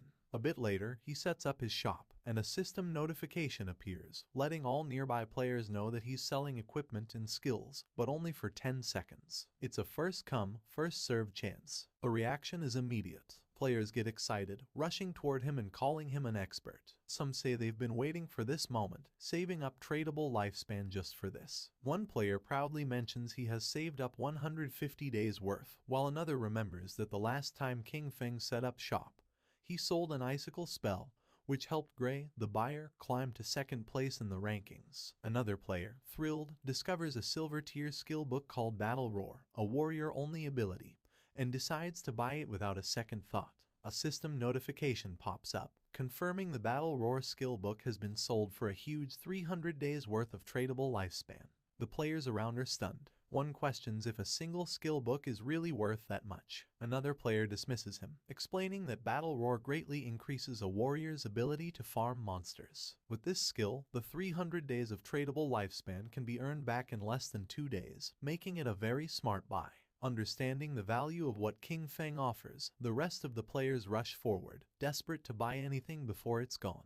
In just a few seconds, everything is sold out. Looking at his system window, King Feng checks his earnings. In just 1 minute, he gathered 650 days of tradable lifespan, bringing his total to 2,174 days. But he's still not satisfied. To bring his attributes, skills, and equipment into the real world, he needs much more lifespan. Meanwhile, some players complain about not getting a chance to buy anything. They ask if he'll set up shop here again, and he confirms he will. Suddenly, a female player calls out to him, saying she has a treasure and asks if he's interested in making a deal. As he turns to look, he recognizes her. She's one of Wang Meng's teammates. The system quickly identifies the treasure as a space ring with 12 inventory slots. It adds that the ring doesn't take up King Feng's backpack or equipment slot. King Feng is momentarily taken aback. He knows the true value of the space ring. It's a rare storage item that doesn't use up a ring or backpack slot. Since players can only carry up to 3 storage backpacks, an item like this is invaluable. He understands that while space rings can technically drop from any monster, the chance is incredibly low. The fact that this girl, with her prophet profession, got one so early in the game is amazing. Her luck is incredible. Without delay, he asks for the price of the ring, already figuring out its true worth. In his past life, a 12-slot space ring like this sold for an astounding 3,600 days worth of tradable lifespan. But instead of asking for lifespan, the girl surprises him with her offer. She doesn't want his lifespan at all. Instead, she asks him to add her as a friend and team up with her to defeat a boss monster. King Feng agrees right away, and a system notification pops up, confirming that player Big Plum has accepted his friend request. As they leave Shell Town, King Feng asks Plum about the boss monster she needs help with. Plum explains it's a gold-tier boss, but she didn't catch its name because it was too far away. She says it's located on a worn-out boat in the swamp. King Feng is surprised. Could it be the Golden Ghost ship? He knows this ship is a rare special boss that can show up at any level. Its appearance rate is very low, but when it appeared in the past, it caused big guilds to fight fiercely over the strong gear it dropped. Just spotting this monster could start a big battle. But from what Plum says, he thinks this version of the Golden Ghost ship is probably around level 5, making it the easiest to beat. Still, he wonders how Plum found such a rare boss so near the starting town. His mind races as he tries to figure it out. The space ring, her link to Wang Meng's team, a gold tier boss showing up as if by luck. A thought hits him, could she be the rumored koi fish from his past life? He recalls whispers from before. People said someone in Wang Meng's team had crazy luck, finding rare bosses, treasure chests, hidden palaces, and ancient temples just by wandering.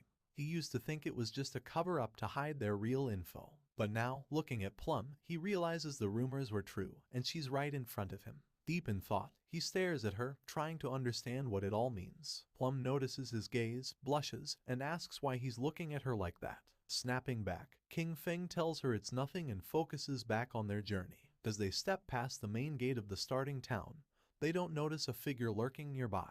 A bald player hides behind a tree, watching their every move. The scene shifts to a group of tough-looking players, where a long-haired man stands in front of a bunch of bald players, speaking with authority. He talks about his past victories, like leading his team to conquer the overlord of Sand City. With confidence, he tells the bald players that if they follow him, he will make sure they succeed in the game. Before he can say more, the bald player who is watching King Feng runs back and reports that the target has left town with a girl. The boss smirks. He laughs at the news, thinking King Feng is just another young guy, easily distracted by a pretty face. Without delay, he gathers his group and orders them to move out. It's time to make their move. Meanwhile, outside the town, as they continue their journey, King Feng talks about his conditions for helping Plum's party. He says that if the boss drops equipment or skill books Plum can use, they will go to her, but the rest will be his. Plum thinks about this for a moment and then asks what the other party members, like Wang Meng, will get from this deal. King Feng explains that since the party has different roles, there's no promise that gear for an assassin will drop. If that happens, he would have fought for nothing, which wouldn't be fair. Understanding his point, Plum agrees to his terms but has a small request. If any gear drops for her captain or other party members, she asks if he would sell it to her at a discount. King Feng agrees. With the terms set, Plum says they will go to the boss's location once Wang Meng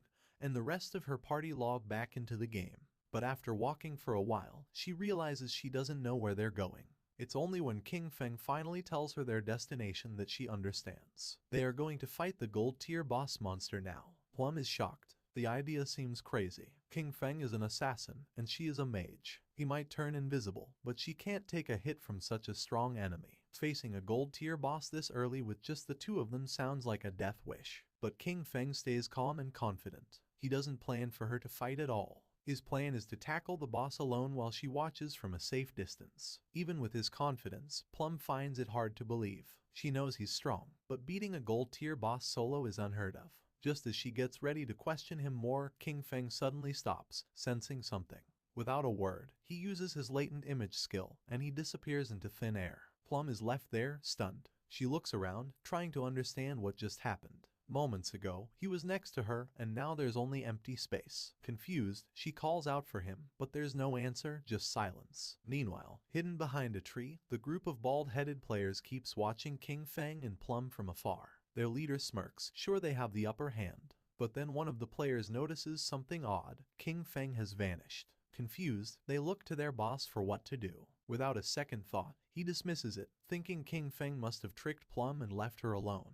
Grinning wickedly, he orders his men to move in, planning to capture Plum first and have some fun before anything else. As they rush forward, their boss reminds them of his promise that sticking with him means a good life. Now, he claims, even women are falling into their laps. But just as they get close, a shadowy figure appears right in front of them. The leader stops, his grin fading as he looks into the swirling dark aura before him. Confusion flashes in his eyes. What is this? Before he can react, King Feng uses his instant shadow slash skill, and in a blink, it's over. A cold gleam slices through the air, and the group falls, lifeless. Their bodies drop, torn apart before they even know what's happening. King Feng, as if stepping back into the shadows, disappears without a trace. A system notification pops up, confirming his kills. 5 players down, earning him 12 days of tradable lifespan.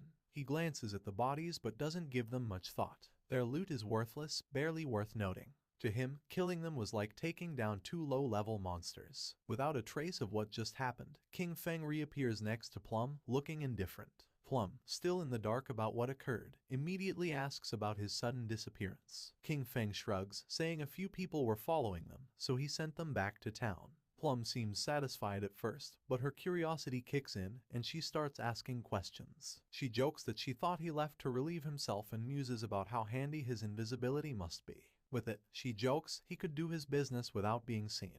King Feng cuts her off, clearly not amused by the odd turn in the conversation. He tells her to focus and hurry up. They need to get to the gold-tier boss monster. At the same time in Shell Town, the ground began to shine. And just then, King Feng's sister spawned as a healer. Her eyes widened in surprise upon seeing a magic staff. She picked up the staff realizing that everything was real, so much so that she could even feel things. The player's attention was fixed on her, realizing that she was another newcomer. She was happy since she had obtained the hidden class sacrifice. Thinking that it must be very powerful, she firmly believed that with this class she was going to capture Song Fei's attention. She was worried about knowing where Song Fei was right now and if he knew the secret about the starting points. Her eyes began to shine with rage at the thought of where Qin Feng might have gone. He was always looking after her all day, but when the critical moment arrived, he couldn't be trusted at all. She decided to stop thinking about it since she now had a hidden class and Jiang Wei had promised to help her level up. From now on, King Feng would have to manage on his own because she was not going to worry about him. Her attention fixed on the leaderboard, leaving her in shock upon seeing that rank 1, Shadow, was level 6. She was furious because Jiang Wei was only level 3, and yet dared to boast about how powerful he was. Realizing that Shadow was the true expert, she thought that if she could stick close to Shadow, she would be able to level up faster than with Jiang Wei. But a question came to her mind: where should she go to find that expert? Not far away, there was a group of players talking. They were worried because they couldn't contact Swaying, the healer of the party. It was Wang Men's team. He knew they didn't have time to wait for him, so he asked if anyone had any ideas. One of them, somewhat concerned, explained that they couldn't kill mobs without a healer. The other player argued that they weren't experts like Shadow, who could farm alone, suggesting finding another healer to party up. While they were trying to find a solution, someone greeted them, and when they turned around, they saw King Feng's sister. For her, this opportunity was perfect. With a smile, she asked if they needed a healer, revealing that she had the hidden class life sacrifice. Meanwhile, in the forest, King Feng and Plum were on top of a cliff with a swamp at the bottom, where they saw the Golden Ghost ship lurking. Using Shadow Sneak, King Feng disappeared into the air, asking Plum to hide and be careful of ambushes while he went to take care of the boss. Plum, somewhat confused, nodded but asked him to be careful. Our boy descended onto the swamp, and a system window appeared informing that due to the influence of Ghost Ship, this area had become a violent domain, with a rate loss of lifespan of 100 times. Doing quick calculation, King Feng realized that at a speed 100 times greater than time, staying here for 15 minutes was equivalent to consuming 1 day of lifespan. For him, this kind of violent temporal domain did not have a great effect. The system detected that the Golden Tier Ghost Ship was a level 5 boss, and then something unexpected happened. A timer of 45 minutes and 25 seconds appeared. King Feng was somewhat surprised to see that there was a time limit to defeat special bosses like this, but he felt fortunate since there were still 45 minutes left. It was more than enough time to kill it. Using instant shadow slash, King Feng moved like thunder, attacking the boss with powerful slashes, causing a total of 15-0 damage. While the boss was trying to understand what was happening, King Feng deactivated Shadow Sneak and launched a Venom Dart, which hit the ship's bell directly, activating Critical Hit and Stealth Break Strike. While the poison was causing continuous damage, King Feng distanced himself from the boss. To climb at the Golden Ghost ship, there were some challenging points. First of all, many people did not know what its weakness was and believed it had to be its skeletal body, or the ship. But in reality, the weak point was the Ghost Fire Bell located at the tip of the ship. The boss enraged because when its weakness was attacked, it controlled the surrounding water. The boss prepared a massive AoE attack, making pillars made of water emerge. Evading the attacks, King Feng began to approach the boss. The water pillars had abnormally high damage, and early-stage warriors wearing silver armor sets could barely take a hit. He was happy since his shadow class had high agility, otherwise, he wouldn't have been able to dodge. At that moment, hands emerged from the swamp. Decaying zombies known as ghosts began to surface. King Feng remembered that once the AoE attack ended, the boss would summon 12 decaying water ghosts, each with a silver tier capability. Thanks to Shadow Sneak, the ghosts couldn't sense King Feng's presence as he stood right in their midst. The 12 decaying water ghosts were about to attack savagely, and most parties would be in a frenzy by then. And as if that weren't enough, the Golden Ghost ship would summon a decaying water ghost every 3 minutes. If you weren't fast enough in dealing with them, their numbers would only increase more and more, resulting in total party elimination. But since he had been invisible from the start, they wouldn't be able to detect him. He just needed to find the perfect angle. Using instant shadow slash, he started moving quickly and destroying all the ghosts at once. While our boy was taking care of the monsters, Plump was watching from the cliff. She was trembling and red, realizing that this was the power of the ranked 1 expert, Shadow. To her, he was too powerful since he appeared and disappeared without a trace. In the blink of an eye, he had already taken more than half of the boss's health without even giving it a chance to counterattack. But to her surprise, King Feng communicated with her through chat and, calling her by the nickname Little Black, revealed that he was going to die in a while, leaving her in shock. With a confident expression, King Feng said that there was nothing to worry about and the only thing she had to do was wait for him to revive. Plump panicked as she thought our boy had the advantage, and also asked who Little Black was. Calmly, King Feng asked if she wasn't Little Black. She explained that her nickname was Big Plum and not Little Black, which sounded like a dog's name. Someone stomped on the ground forcefully. It was the man our boy had killed before. This time he had brought his entire team and was furious for having been careless. In his glory days, he used to kill legends one after another, but now he was being bullied by a little girl. One of his men appeared running with good news. He had found the girl on the cliff, revealing that Shadow's bastard was challenging the boss alone at the bottom of the cliff. The leader was filled with determination and thought they could kill him since this time he had brought his entire team. In the swamp, the boss was furious and the ship's bell was shining. King Feng was in stage 4 and the most difficult to deal with. The boss raised the ore, creating powerful waves. When it was at half health, it launched massive Aeon Soul Surge. The waves started traveling through the swamp, making Plump's eyes expand in fear. The Soul Surge disabled our boy's invisibility skill, and something started emerging under his feet. In the next second, a powerful giant pillar of water trapped his body, taking away 1059 points of damage. The system confirmed his death. Our boy lost 326 years of non-tradable lifespan and 1087 days of tradable lifespan. The leader, who was on the cliff, was pleased thinking that King Feng had become arrogant after being called an expert several times. To him, our boy was a fool for believing he could challenge a gold boss alone. Seeing King Feng's lifespan lying on the ground, he and his men started running like mad towards it. They didn't know Shadow was so rich, realizing that such a large orb of light must contain at least 100 days of lifespan. They decided to kill the boss now that it had low health, believing that at the same time they could collect our boy's lifespan. But once they took another step, they appeared in the sky. The leader was confused, not knowing what was happening. He and his men were teleported back to Shell Town. They felt frustrated without knowing why this boss was so powerful, and how the player Shadow had attacked it until leaving it at half health. Some were furious since just after entering the swamp, the boss had instantly killed them with the water pillar, not to mention that the swamp was full of small mobs. For them, there was no way to fight this. The leader gritted his teeth and refused to believe this. They had suffered great losses, so he gave the order to his men to follow him as he wanted to try again. At the same time, someone jumped. It was King Feng who had already returned to the swamp. He felt somewhat confused upon seeing so much lifespan dropped on the ground. Using the chat, he informed Little Black that he was already back and also asked why there were so many lifespan light orbs. Little Black was somewhat surprised to see how quickly he had returned, explaining that the lifespan belonged to a group of people who had charged noisily against the boss, only to be wiped out by the water pillar. Kin Feng couldn't help but smile upon seeing that they had overestimated their own strength, but then he remembered that in his past life, he had also suffered a lot because of Ghost Ship. The boss was still roaming around the area. King Feng began to observe it, knowing that the Golden Ghost Ship was only going to use the immobilization skill once, so the rest of its health was very easy to handle. When it received damage while below half health, there was a fixed probability that it would disappear and reappear far away, making it very difficult for normal players to kill it.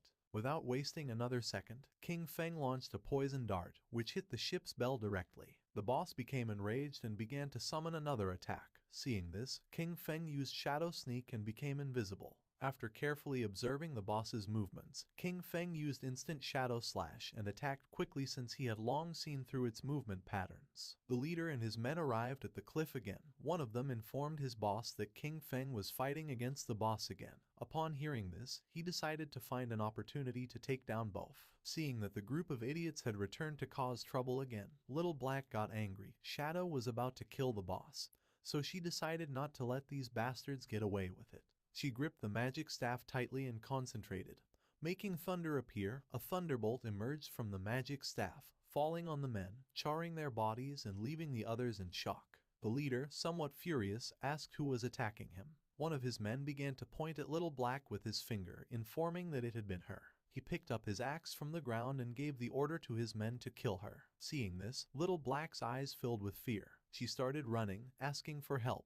The leader and his men began chasing her, swearing to kill her. Not far from the area, a man who was hiding behind a tree began to observe them. He was not alone. There was another man behind him. Upon noticing that Little Black and the others were approaching, they hid again behind the tree. Back at the swamp, King Feng distanced himself from the boss, his gaze fixed on it, realizing that it was almost dead. But it was as he had expected. Despite being only a level 5 boss, the Golden Ghost ship was difficult to kill alone.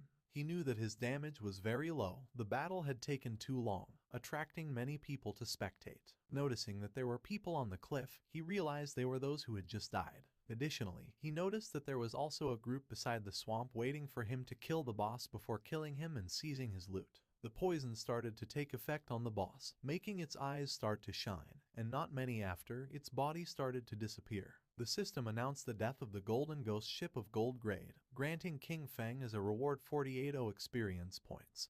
He ascended to level 8, obtaining 7 evolution points and 216 days of tradable lifespan. Our boy activated Shadow Sneak. It had been a good dream, but it was a shame that it had miscalculated.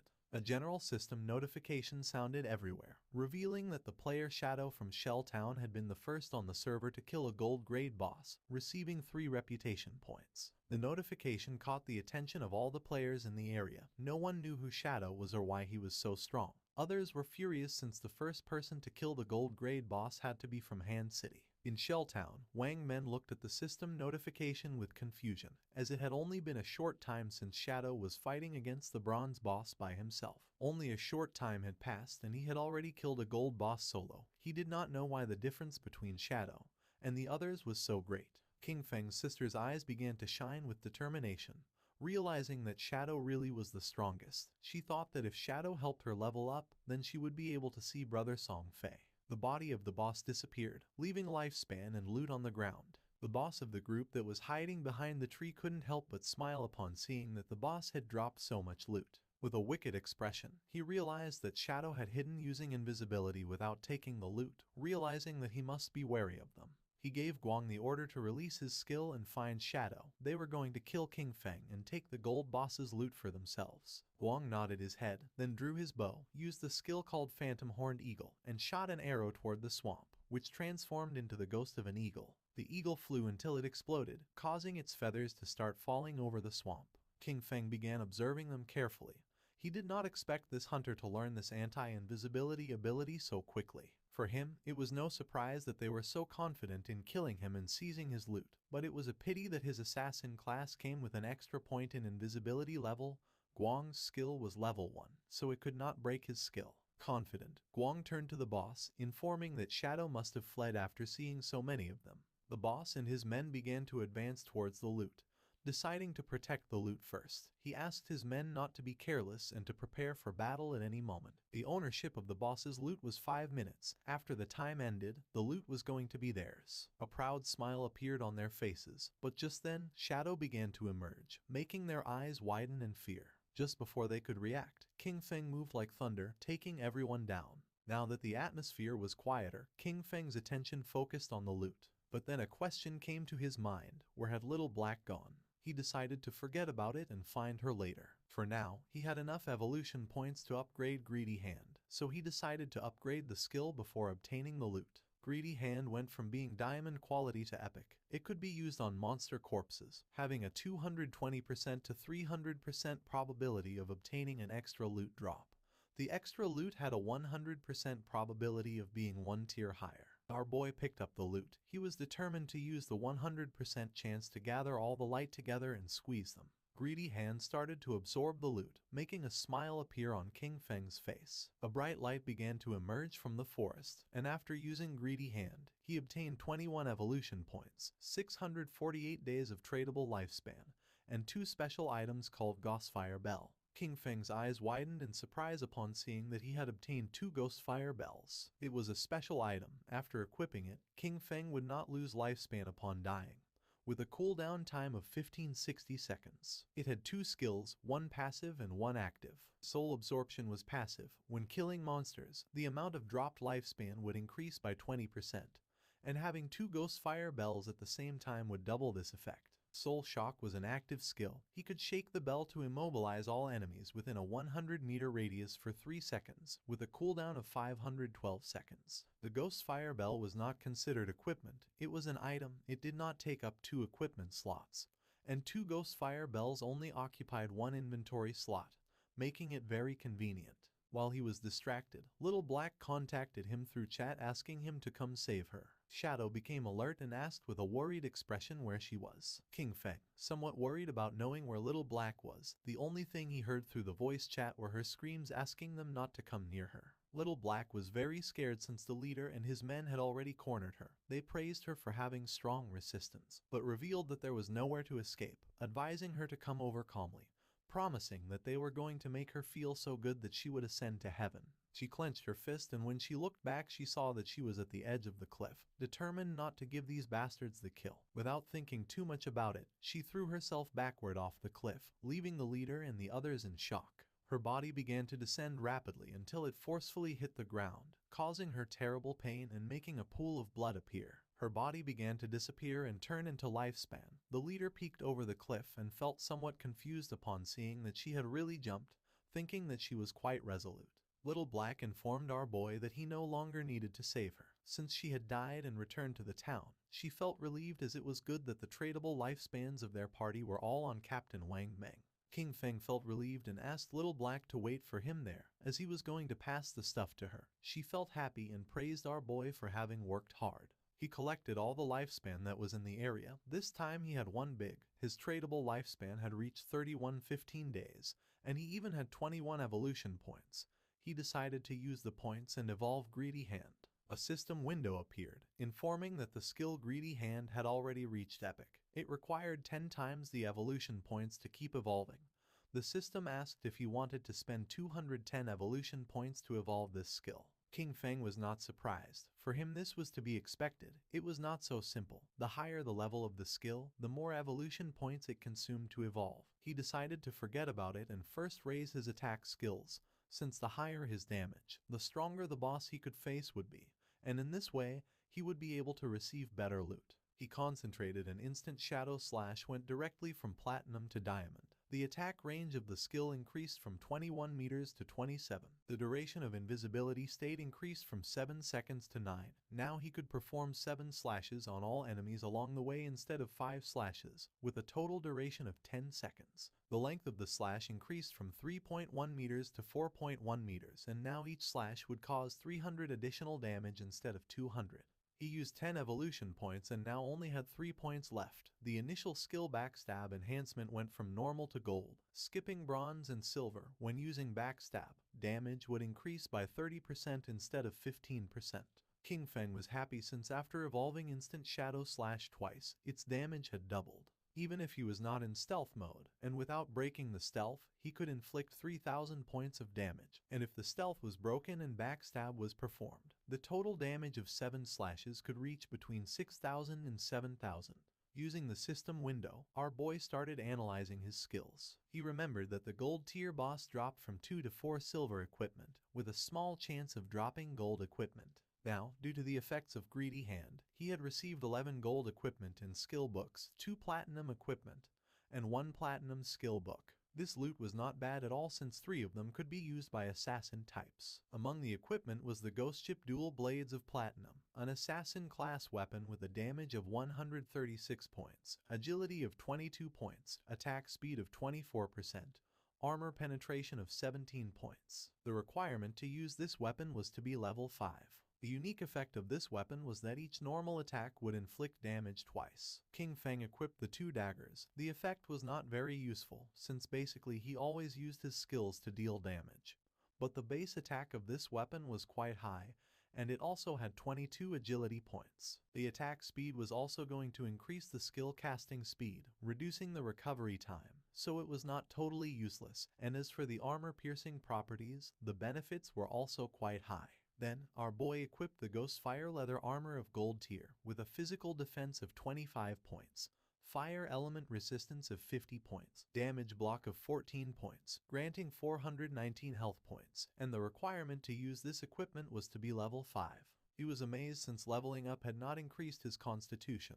His current health was 350 points, and this equipment had actually added 419 health points directly. When he put this on, most players now wouldn't even be able to break his defense. Using the system, he decided to make his defensive equipment invisible, and use the starting appearance of the assassin class. This way, others wouldn't be able to see his equipment with their eyes and would have to enter the game interface to check. This wasn't over yet since there was still one last piece left. Upon checking the inventory, he saw that it was a skill book. It was called Ghost Shadow Blur of Gold Tier, an assassin class skill. It had a passive, it granted 15% dodge rate, and dodge activation granted immunity to all damage. King Feng was happy to have finally obtained an assassin survival skill, but then he remembered that this skill was very weak because it was very difficult to increase the dodge rate in this game.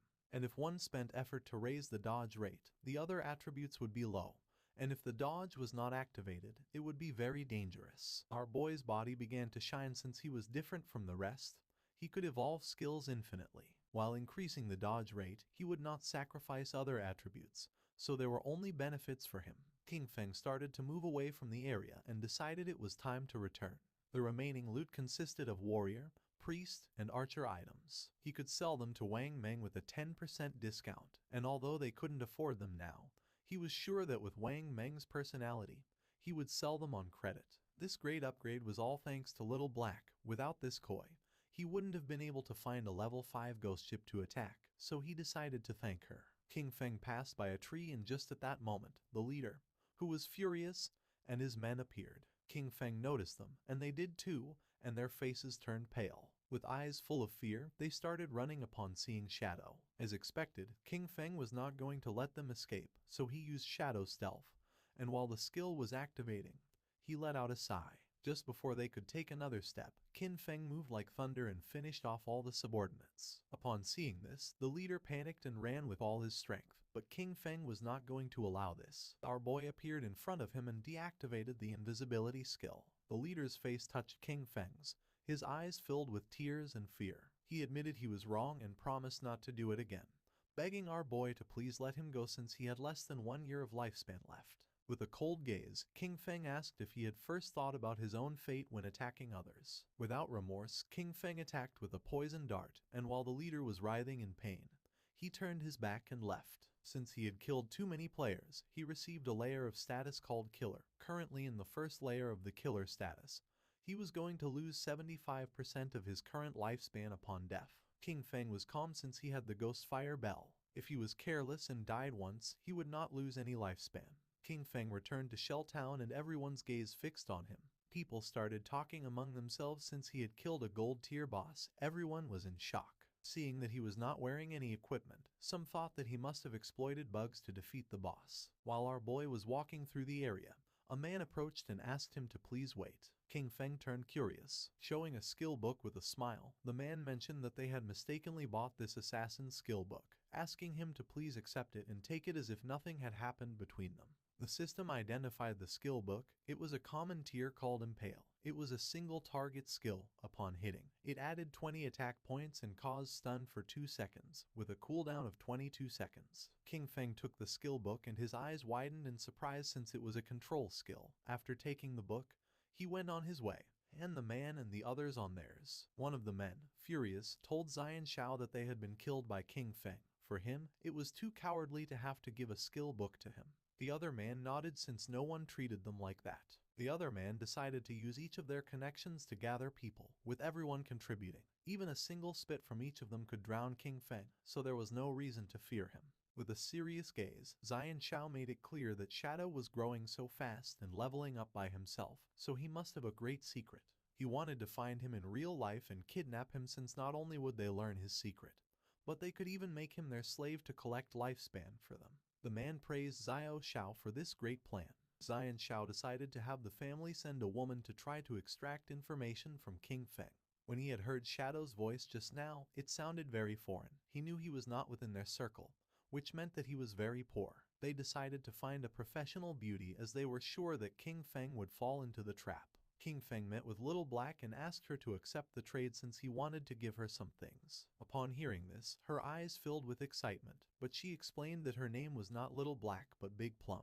King Feng gave her a powerful skill and a necklace, and upon using them, fire began to emerge from her magic staff. She was happy because with this skill and the necklace, her damage had multiplied several times. Moreover, her mana regeneration had more than doubled. She thanked him from the bottom of her heart. Our boy said there was no need, explaining that he was just following their agreement, asking her to give him the space ring. With a smile, she took the space ring out of the inventory and said that he could keep it. With her face blushing, she revealed that when she was escaping in the forest, she had discovered an underground cave that seemed to be the entrance to a ruin, asking if he was interested. King Feng was somewhat surprised, since first it had been the Golden Ghost ship and now it was a ruin entrance, realizing that it was really beneficial to be friends with this girl. The sincerity was mutual. If he had not given her 2 equipment of gold, maybe she would not have told him this information. With this space ring, his inventory had finally reached 27 slots. King Feng asked where Wang Meng was, promising that once he sold them the things, he would go to the ruins she had mentioned to take a look. She extended her hand, revealing that the captain and the others had gone to train the new priest, so they were not going to return soon. Using the map, she marked the entrance of the ruins, explaining that there was a stone slab on the ground behind the bushes. She moved the slab aside and hid inside while fleeing, but she had only walked a few steps when she heard screams from within. She was so terrified that she ran out, otherwise those guys would not have caught her. King Feng disappeared and decided to head to the ruins right now and trade with Wang Meng when he returned. Little Black was somewhat confused. Our boy left Shell Town and entered the forest. Originally he wanted to find some place to grind to level 10. But since there was a ruin, there was no need to grind. Mainly there were 3 types of ruins that appeared in a beginner's town. They were tombs, cursed ruins, and temples of faith. No matter what type of ruin it was, the small mobs were all bronze tier. There might even be some silver tier monsters. For him they were a sea of lifespan and evolution points. Following the location that Little Black had marked on the map, King Feng arrived at the entrance of the ruin. Without wasting time, our boy entered, remembering that there were mainly 3 types of ruins that appeared in a beginner's town: tombs, cursed ruins, and temples of faith. There was not much to say about the tombs.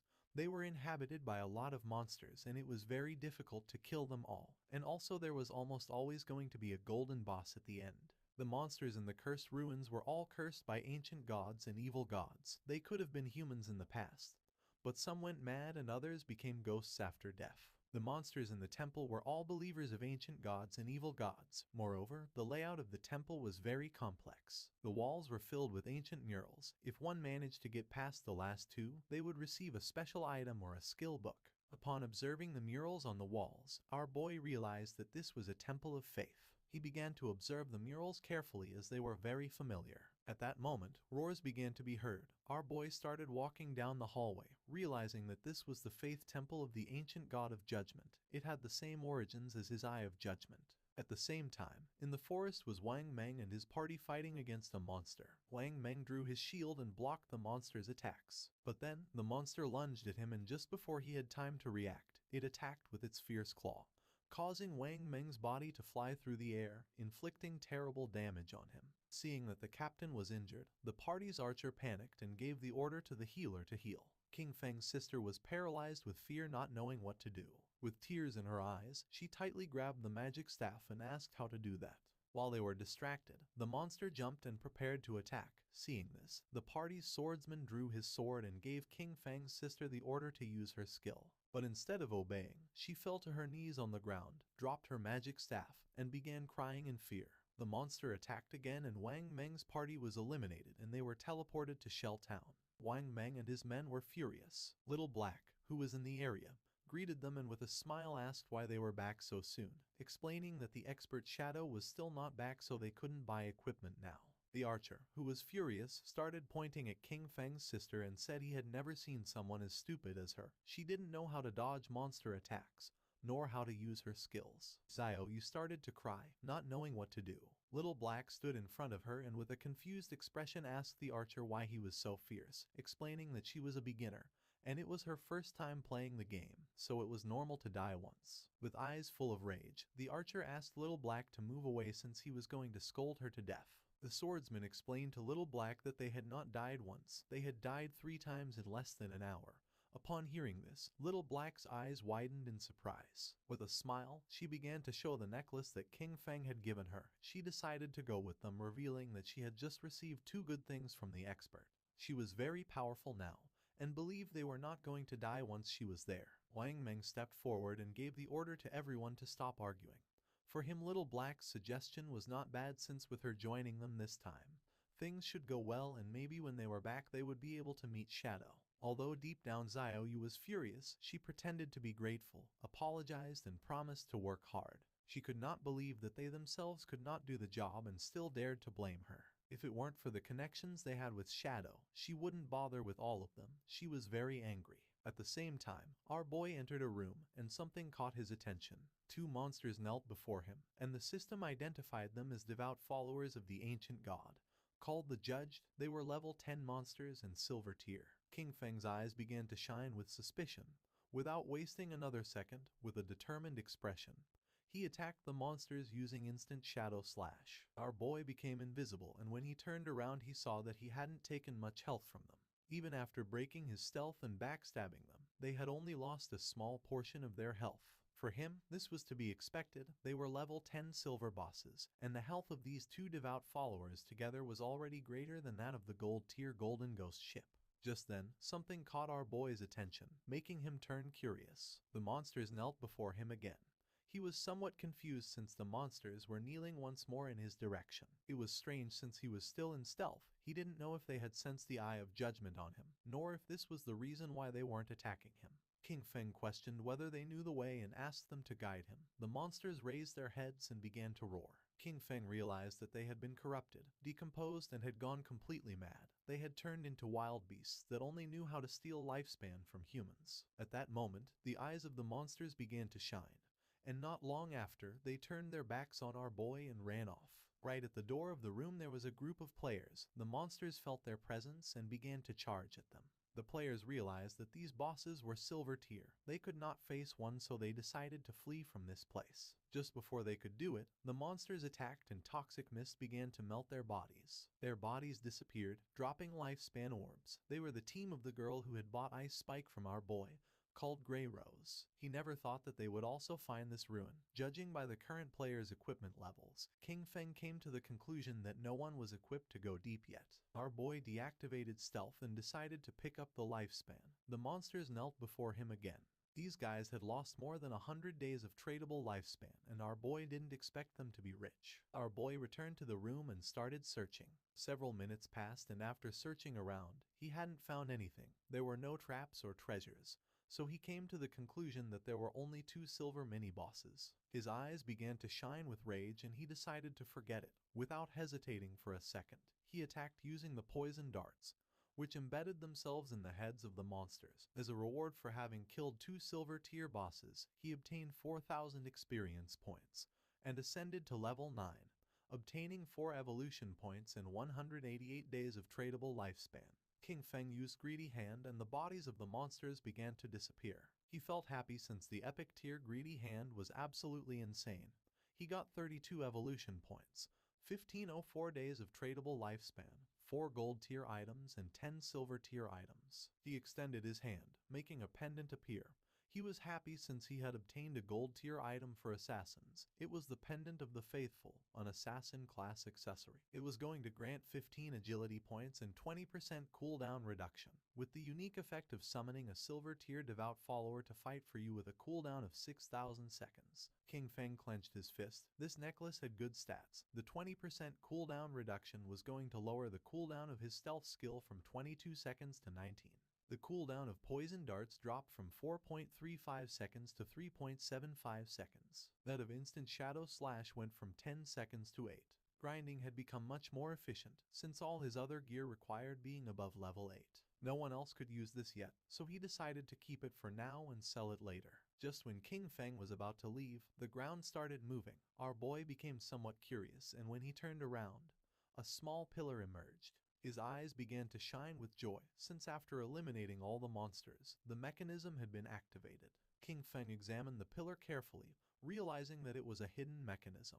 Not long after, the mechanism of the pillar was activated, and a platform appeared under our boy's feet. A door that was on the ground opened, and little by little the platform began to descend. It was a lift. Once the platform descended several meters, the door began to close. Several minutes later, it stopped. King Feng felt as if he had descended 300 or 400 meters. This place was dark and seemed gloomy. King Feng's attention was fixed on it. Thanks to his knowledge, he realized that this was the maze hidden beneath the temple. He knew there was a certain chance that a hidden maze would appear in the ruins. He had explored many of them in his previous life, so he knew there were countless traps in the maze. But as long as there were people acting as cannon fodder, there was no danger in exploring them, only that it would take a lot of time. With a confident gaze, he took out the pendant. With his current attributes, if he activated any trap, he would die. But luckily he had this thing, which allowed him to summon a silver-tier devout follower to fight for him. He extended his hand and used the power of the pendant to summon a devout follower, making a zombie appear on the ground. Pointing toward the hallway of the maze, our boy gave it the order to go scout. The devout follower stood up and began walking toward the hallway. King Feng crossed his arms and couldn't help but feel happy, since it was easy to explore with a lackey scouting ahead. But there was still a chance of danger, so he decided to evolve his dodge passive first just in case. He used 11 evolution points, and his ghost shadow blur went from gold tier to epic tier, increasing passive dodge rate from 15% to 75%. Now dodge activation was going to grant immunity to all damage. 75% dodge rate was already very high. He had just enough remaining points to evolve instant shadow slash to epic tier. Using 13 evolution points, King Feng evolved his instant shadow slash from diamond tier to epic. The range increased up to 30 meters and the duration up to 12 seconds. Now he could perform 9 slashes instead of 7 with a cooldown time of 8.8 seconds. The width of the slashes increased up to 5 meters and the damage increased from 300 points to 400. King Feng's eyes began to shine, since to evolve from epic to legendary it required 10 times the evolution points. The higher the starting tier of an item, the more profitable it was to evolve it. For example, if a skill was of epic tier at the beginning, evolution to legendary tier was the first evolution, so it only required the base evolution point of 1. Since the target for evolution was legendary tier, it required 10 times the points, and 1 times 10 were 10 points. This also meant that if he only obtained an epic skill, he could quickly evolve it to legendary tier, then mythical tier, ancient tier, and immortal tier. But if a skill was normal tier at the beginning, then to evolve it to epic tier, it would need to be evolved 7 times. And by the time it reached the 10 times point, it would need hundreds of points. But the good thing was that, no matter in which tier the skill started, he could spend very few points to evolve it to epic tier. In other words, from now on, all his skills were going to be at least epic tier. He had 11 evolution points remaining, and he could only evolve the starter skill, Shadow Sneak. He used 8 points and the skill went from silver tier to platinum. The duration of the skill increased from 16 seconds to 24, and the attack that broke stealth increased by 90, going from 120 to 50. Cooldown went from 26 to 22 seconds. He had the attribute that reduced the cooldown speed by 35%, and for this reason, the final cooldown for Shadow Sneak was 16.3 seconds. The cooldown was still too long, and the stealth breaking attack was a bit low. He knew he needed to swap this skill in the future. While walking through the hallway, the devout follower stepped on a slab, activating a trap, and then a giant rock fell on top of it, crushing its body. Its body transformed into light. Now that the summon had died, he decided to wait for the cooldown before resummoning. This maze was complex and dangerous. He could only do this to explore slowly, and hope to find good things when the time came. In the upper layer of the temple, a man carrying a shield and a hooded woman peeked their heads through the door. The man informed his captain, Grey Rose, that the monsters had disappeared. Upon hearing this, Grey Rose couldn't help but feel somewhat surprised. They entered the room, and Grey Rose noticed that their lifespan had also disappeared, knowing that someone must have killed those monsters and taken their lifespan. but she didn't know who. The man mentioned that only the expert shadow could kill 2 silver tier bosses. Grey Rose thought he was right but felt relieved since they wouldn't have to die again. She put her hand on her chin and remembered that when they had come here, they had seen a person who seemed to be communicating with the monsters. She didn't know if it was Shadow, nor if he had a skill that could enchant the bosses. If that was the case, he had an incomprehensible and terrifying power. At the same time, in the second layer of the temple, King Feng's devout follower died again by activating another trap. In front of our boy there was a long path leading to a door King Feng had explored for 3 hours, and this should be the end of the maze. And based on his previous life experience, using human lives to explore would kill at least hundreds. Using the pendant, King Feng summoned another devout follower again. It started walking ahead and King Feng began following closely behind. King Feng gave it the order to open the door.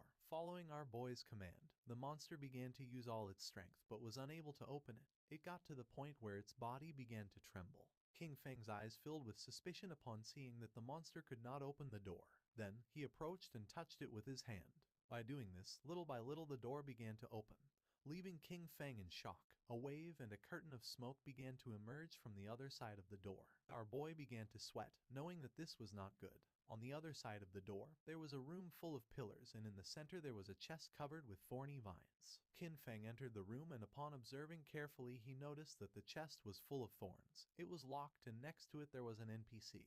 The NPC was a woman who had the lower part of her face bandaged. The system tried to detect her stats but it was unable. King Feng's eyes widened in surprise when he saw that there was no information about her. It was the first time he met such a mysterious NPC. The woman began to whisper in a strange language, and then she knelt down and her body transformed into light and began to disappear. King Feng started to observe her closely, not knowing why she had disappeared. Then, the thorns that were on the treasure chest also began to disappear. King Feng did not lower his guard since even though he could not see the information of that mysterious woman, he knew that she must be related to the Eye of Judgment. The chest began to shine golden, and our boy noticed that it contained epic tier items, but he knew he had to be careful since there was a chance he would encounter a mimic or a trap. Pointing at the chest, King Feng gave the order to his summon to go open it. Following the order, the monster opened the chest and a bright light began to emerge from it. King Feng's eyes widened in surprise as he realized it was a skill book, a godly skill for assassins containing passive and active effects. The chest contained an assassin-type skill book of epic tier called the Stole of Mercy. It had the passive effect of 100% weak point hit correction, and weak point damage multiplier doubled. The chest also contained an active skill called Slit Throat. Shadow's next attack was going to inflict Slit Throat, causing 100% of that attack's damage per second for 3 seconds, with a cooldown time of 60 seconds but thanks to his skill the cooldown dropped to 44.4 seconds. Qin Feng noticed that the passive ability doubled the hitbox for the enemy's weak spots, but the most ridiculous part was the active skill, Slit Throat. If his next attack dealt 300 damage, the debuff would cause 300 damage per second for 35 seconds. The total damage would be 12 points, which is 3 times the original damage. Qin Feng began to read carefully. Skills like Instant Shadow Slash landed multiple hits, but Slit Throat only counted the first strike. Also, this skill was only of epic tier so it only needed 10 evolution points to upgrade it to legendary. This loot had been a great harvest since his burst damage had just increased several times. Qin Feng began to move toward the exit. Knowing that it was all thanks to Little Black, he decided that it was time to return and sell the leftovers to her party. Using the chat, he asked Little Black to tell Wang Meng to return to town, since he had items to sell him. Upon knowing that Shadow had finished exploring the ruins, they decided to return now. Once Qin Feng arrived back at the starter town, his eyes widened in surprise. A crowd of players were waiting for his arrival. All wanted to add him as their friend. Some even offered to be his followers, promising to cheer him on.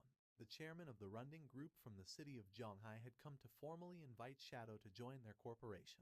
Qin Feng even had fans from Firefly Town who had come to greet him. Players from different towns had come to form teams with Qin Feng. Seeing this, he realized that the teleportation gates from other towns had started activating. Finally, he could go to Songfei's Firefly Town. Without wasting another second, Qin Feng disappeared without a trace, becoming a shadow.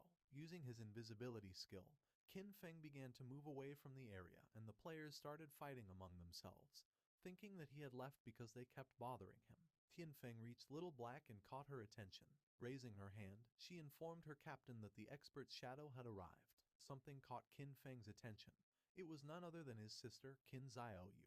She began to show a kind smile. Many questions came to Qin Feng's mind. He didn't know how she had managed to get into Wang Meng's team, knowing that Wang Meng's crew could be destroyed because of her.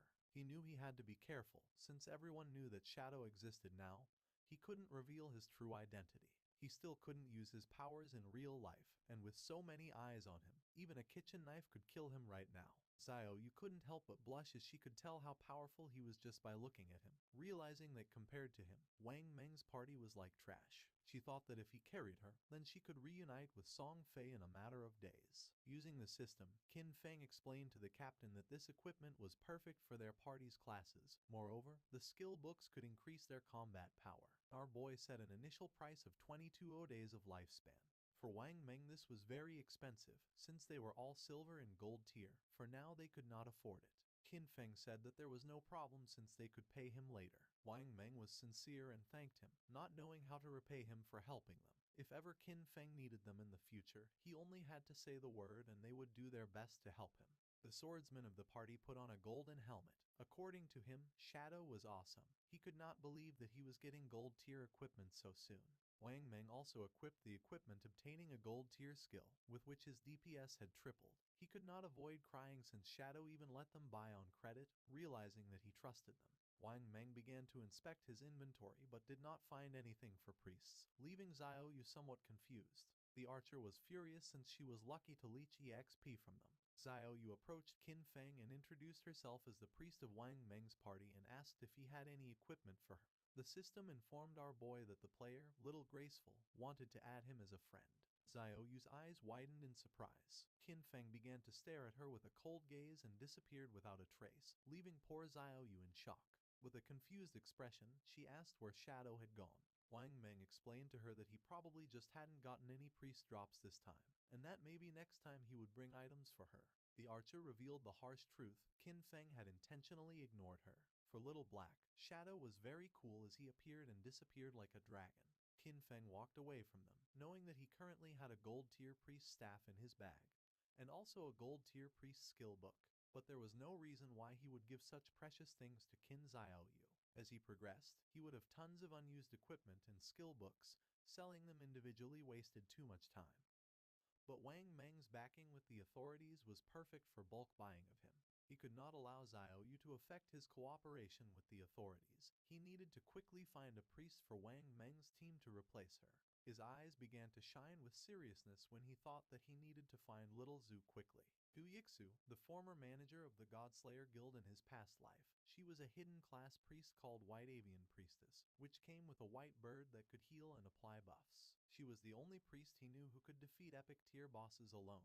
She was his powerful ally, and compared to her, Qin Xiaoyu was complete trash. Qin Feng activated the gate, remembering that Little Zhu was also from Firefly Town. Just like Song Fei, being perfect. If Qin Feng could find Little Zhu, he was going to put her on Wang Meng's team. Using the gate, he traveled to Firefly Town. Qin Feng arrived at Firefly Town, a place very different from Starter Town. While he was walking through the area, he heard two players who wanted to hurry back. Since the silver boss was below half health, they couldn't let someone steal it, as they would have died in vain. One of them cursed Song Fei since that bastard brought many fangirls with him, knowing there was no way to compete with him. Nor did he know how some minor celebrity had so many brainless fans. Qin Feng had just arrived and had already found clues about Song Fei. Following the players, he reached a valley. This was the level 5 area, called Wailing Valley. The monsters in this place were Emberfians and the Shackles. After walking a bit, he started to hear players fighting. When peeking his head out, he saw a group of players attacking a two-headed monster with its body surrounded by flames. Qin Feng knew that this twin-headed Emberfiend was a silver tier boss, and noticed that the situation was somewhat chaotic since many players were attacking each other. When observing closely, Qin Feng saw a group of players, and among them was the bastard Song Fei. Two players stood in front of Song Fei's team and drew their weapons. One of them had been ambushed by Song Fei, and his lifespan had been stolen by him. He swore to kill him. With a smile, the player carrying a shield asked if Song Fei thought that hiding behind his mage girls made him safe, revealing that he had the godly anti-mage skill. Just before he could take a step, one of Song Fei's mages crushed his head using the magic staff.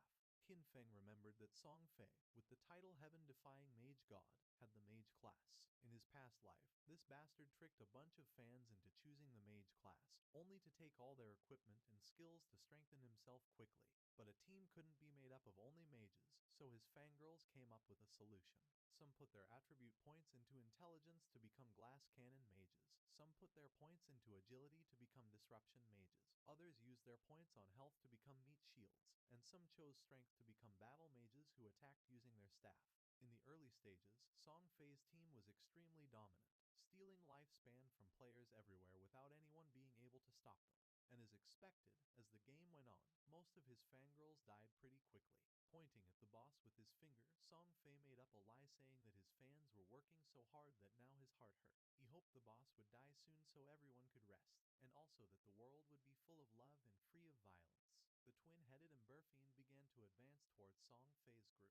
One of Song Fei's fans explained that this was not hard for them since the one who was trying the hardest was him.